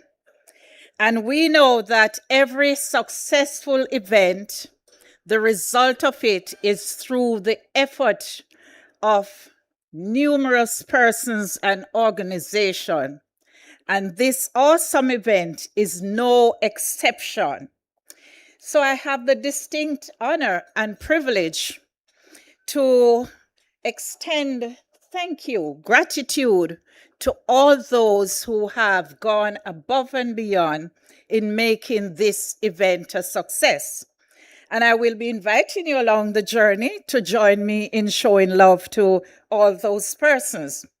Now, we do recognize that some of those who contributed key roles in the program are not with us, but nonetheless, respect is due, and therefore I am duty bound to acknowledge them accordingly. So we had the honor of Her Excellency Lady Allen earlier today bringing greetings to us. And we are very appreciative of the fact that she graced us with her presence. It's not the first time she has joined this conference, and it speaks to the passion and commitment and the love that she has for the organization. So we really are appreciative of the message she delivered. She did emphasize the importance of leadership and service going hand in hand. Very important. She also emphasized that investment in women. Anybody remember what she said? An investment in women builds a stronger community and a strong country. So ladies, we should all applaud ourselves while we show love and appreciation for Lady Allen's message. Thank you. We also recognize that our keynote speaker is not here at the moment, but again, we are duty bound to acknowledge that strong message that she delivered to us. And I know that if persons didn't take physical notes, they made mental notes of some of those key points she brought across. She brought across points that I'm sure are going to impact us in how we do a reset for our personal and our professional lives, right? She spoke about things about how we take care of the number one. Who is the number one? We, she said you, but it's us, right? The me, take care of the ME or take care of the YOU. And that is so important. She spoke about how we need to encourage our fellow women. You know, it's not very often that we lift up each other. She spoke about the fact that we are quick to critique, but we are encouraged and reminded of the importance in how we lift up each other and that. So we want to show appreciation to her. And I personally took something away from it in addition to the other things when she redefined retirement. So I'm no longer going to use the term when people say, but you're not retire. Oh, you're so busy.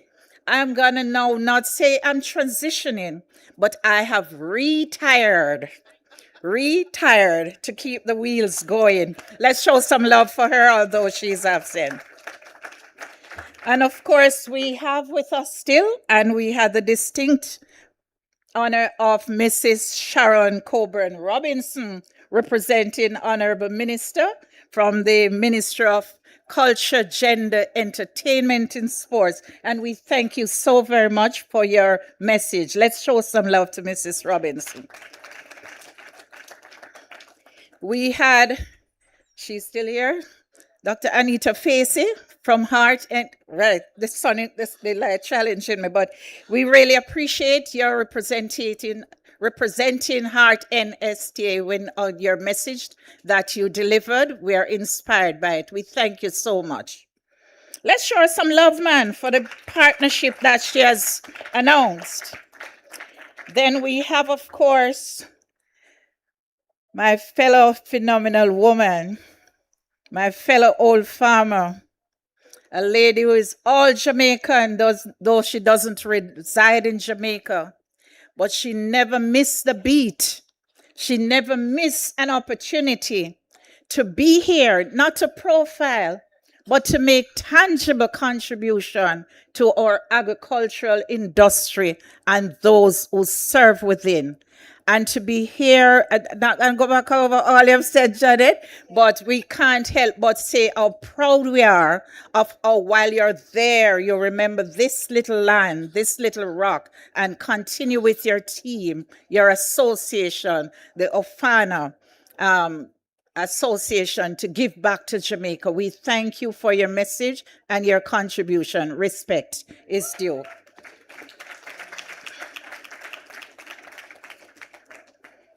Our 18 phenomenal women awardees. What an impressive group of ladies. What an impressive cohort. Clap yourselves and clap them too, man, for their contribution. We thank you and we congratulate you and we encourage you to be a part of this association as we seek to build on it from strength to strength. It is an outstanding job. Those who know me very well know that I hardly talk without pulling on some of our former leaders' quotations and the message that they leave etched in our mind. And I know we've been quoting the women all along, and I'm going to switch it a little around to one of my favorite past male leaders, Mahatma Gandhi. And I quote his words, "The best way to find yourself is to lose yourself in the service to others." I repeat, the best way to find yourself is to lose yourself in the service of others. Now, this idea emphasizes that focusing is on the needs of others in how you help to discover your purpose and also to have happiness. And I believe, and I know you will agree with me, that we have today a distinguished, and I struggled to find a word above phenomenal to describe the lady. And our keynote speaker spoke about amazing. I didn't consult the dictionary, so don't hold it against me if amazing doesn't say more than phenomenal. But this amazing, outstanding, extraordinary, phenomenal woman. And I don't have a gift passing on except the love in my heart. But please stand and be recognized, Mrs. Janet Pullen, for your vision, your passion, and your commitment. Respect. She's truly extraordinary. Make no bones about it. The fact is that we'll come with concepts and vision, and we'll take initiatives on a number of projects. But to selflessly and tirelessly and consistently, year after year, forge ahead, celebrating others, not herself. You notice she hardly want to come up front? She's about celebrating others and celebrating women. Respect and thank you. But if you look around, you see a gentleman that's always making sure she's taken care of.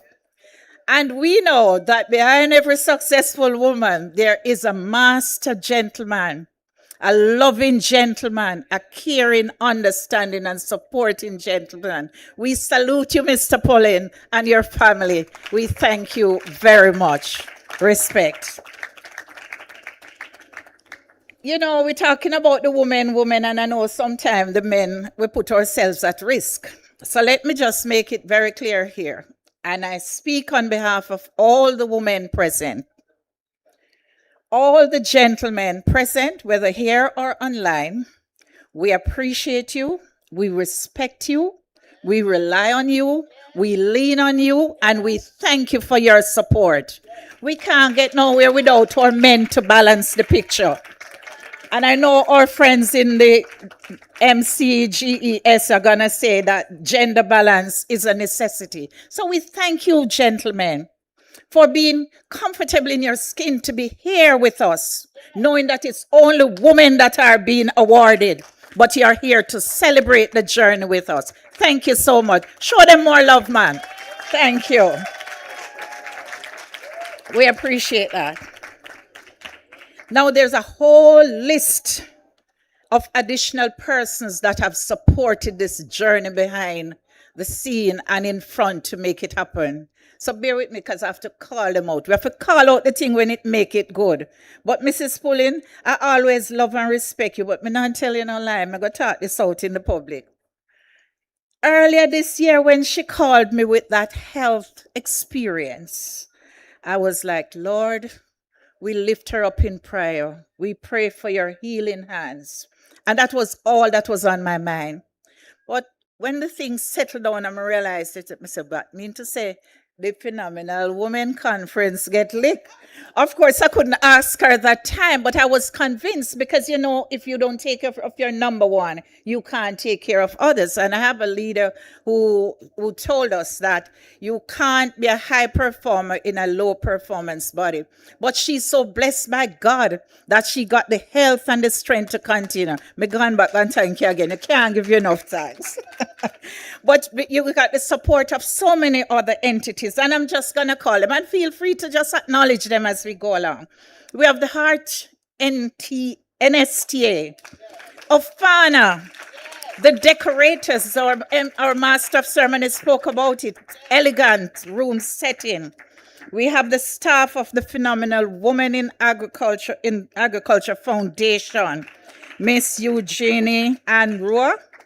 We have the Dr. Grace Lyons, Dr. Patricia De Paz. We have Miss Mary McLaughlin, and you're here. We're all going to get something to plant. We better make sure we plant it, water it, and send the picture and nurture it so we can leave a legacy there in the trees, right? And the environment. We have Dr. Raoul from the V-Care Medical and Dental Center in Old Harbor. We have the advertisers. We don't see the magazine yet, but you're going to see it. It turn up, right? It always turn up. Lovely magazine, always produced. So all the advertisers that participated in making the production a reality, the sponsors, the partnerships that they've had with the ministry here being present, and all the other entities, or photographers or videographers. You know, it's always important when you can capture the moment and look back on it when you're in a quiet moment and sitting down. And we had the saxophonist. I get it right, Mrs. Mackenzie, the saxophonist. Beautiful. We could have listened to him all day, not true? Yeah, man, show him some love. We had our fellow phenomenal woman, Reverend Paulette Wright, speaking things into being, and how she led us in devotion, because in everything we do, if we think we're doing it of ourselves, think again. So putting God at the center of how we started the day was important. We thank you, Paulette, for your continued work. Paulette still here? Still show her some love, even if she's gone, and appreciation. Then we have a diva amongst us. She is blessed with a voice, one of the smoothest, most eloquent, flowing voice in media, and on stage as master of ceremony, and now a songbird of no mean order. phenomenal woman. She going on tour. Me have to go in a suitcase. Me have go in a suitcase. Anybody else a come? We have to go with her and celebrate her. None other than our own phenomenal, humble, gracious, pleasant, loving, caring, consistent lady, Mrs. Althea Mackenzie. We thank you so very much for your support. And of course, the setting here, the team from Terra Nova, you know, and everything empty bag can't stand up. So they've been keeping us fed and, you know, taking care of our various needs here. So we want to acknowledge their support that we have been receiving. And at the risk of making sure that I don't leave out a soul that have contributed to everyone present here with and online, without you, all this master plan, this comprehensive and well-intended, elegant event would not have been reality. So we thank you all for being here to support your colleagues, your family, your friends, and everyone. And at the end of the day, I wish you all a safe and blessed rest of the day. Back to you, Madam. Thank you. All right, so ladies and gentlemen, there are just two little things that we have left to do. I was very intentional in having the vote of thanks before I invite this young lady to come up, because I think it is important before we get out of here, we leave here this evening, you allow yourselves to hang on the words of one of the recipients. Ladies and gentlemen, please welcome Yolanda Gibson.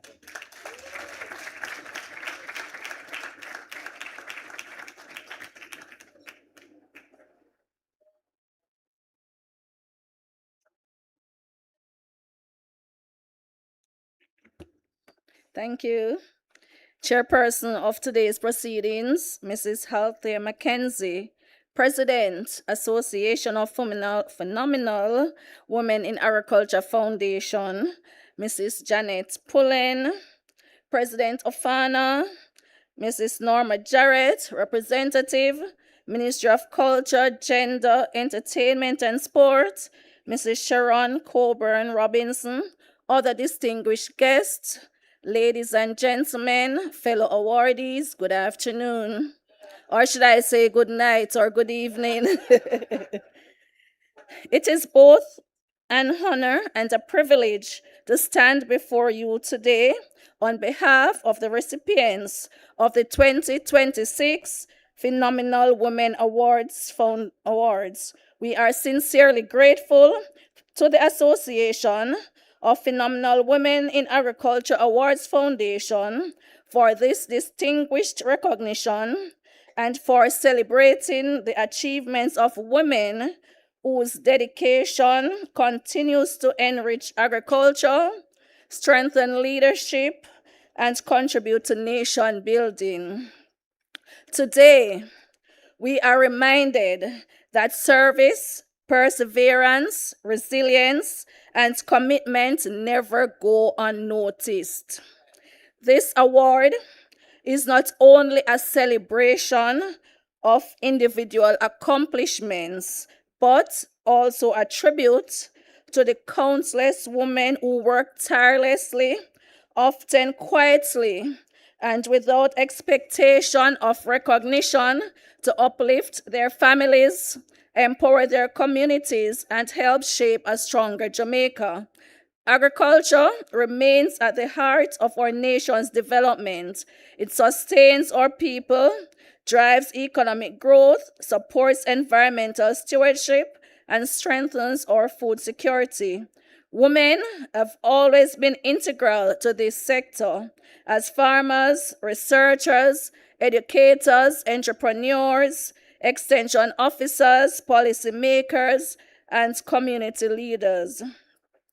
Through innovation, determination, and hard work, we continue to make meaningful contributions that help build a more resilient and sustainable future for our country. This honor is one we proudly share with our families, friends, colleagues, mentors, and the organizations we represent. Your encouragement, your guidance, and unwavering support have helped us to persevere and succeed. We recognize that no man is an island, no man stands alone, and we are deeply grateful to all who have walked this journey with us and contributed to our growth and accomplishments.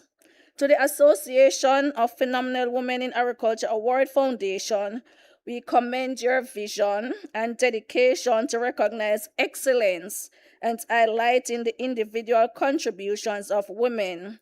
Through this platform, you honor the accomplishments of remarkable women while inspiring the next generation to dream boldly, lead confidently, serve selflessly, and make meaningful contributions to their communities and the nation. To the young women and girls of Jamaica, we encourage you to dream without limits, believe in your abilities, and embrace every opportunity to grow and lead.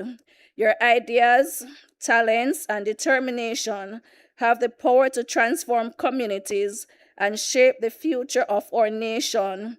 Never underestimate the impact you can make. As awardees, we accept this honor with gratitude and humility. We also accept it as a renewed commitment to continue serving with integrity, purpose, and excellence. Together, let us continue to support one another, champion the advancement of women, and work collectively to build a stronger, more inclusive, and more prosperous Jamaica. On behalf of all the recipients, we extend our heartfelt thanks for this distinguished honor.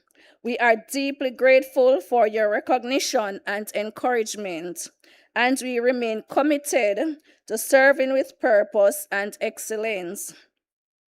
May God continue to bless the Association of Phenomenal Women in Agriculture Award Foundation, all those whose dedication has made this celebration possible, and our beloved Jamaica. Thank you, and may God bless you all.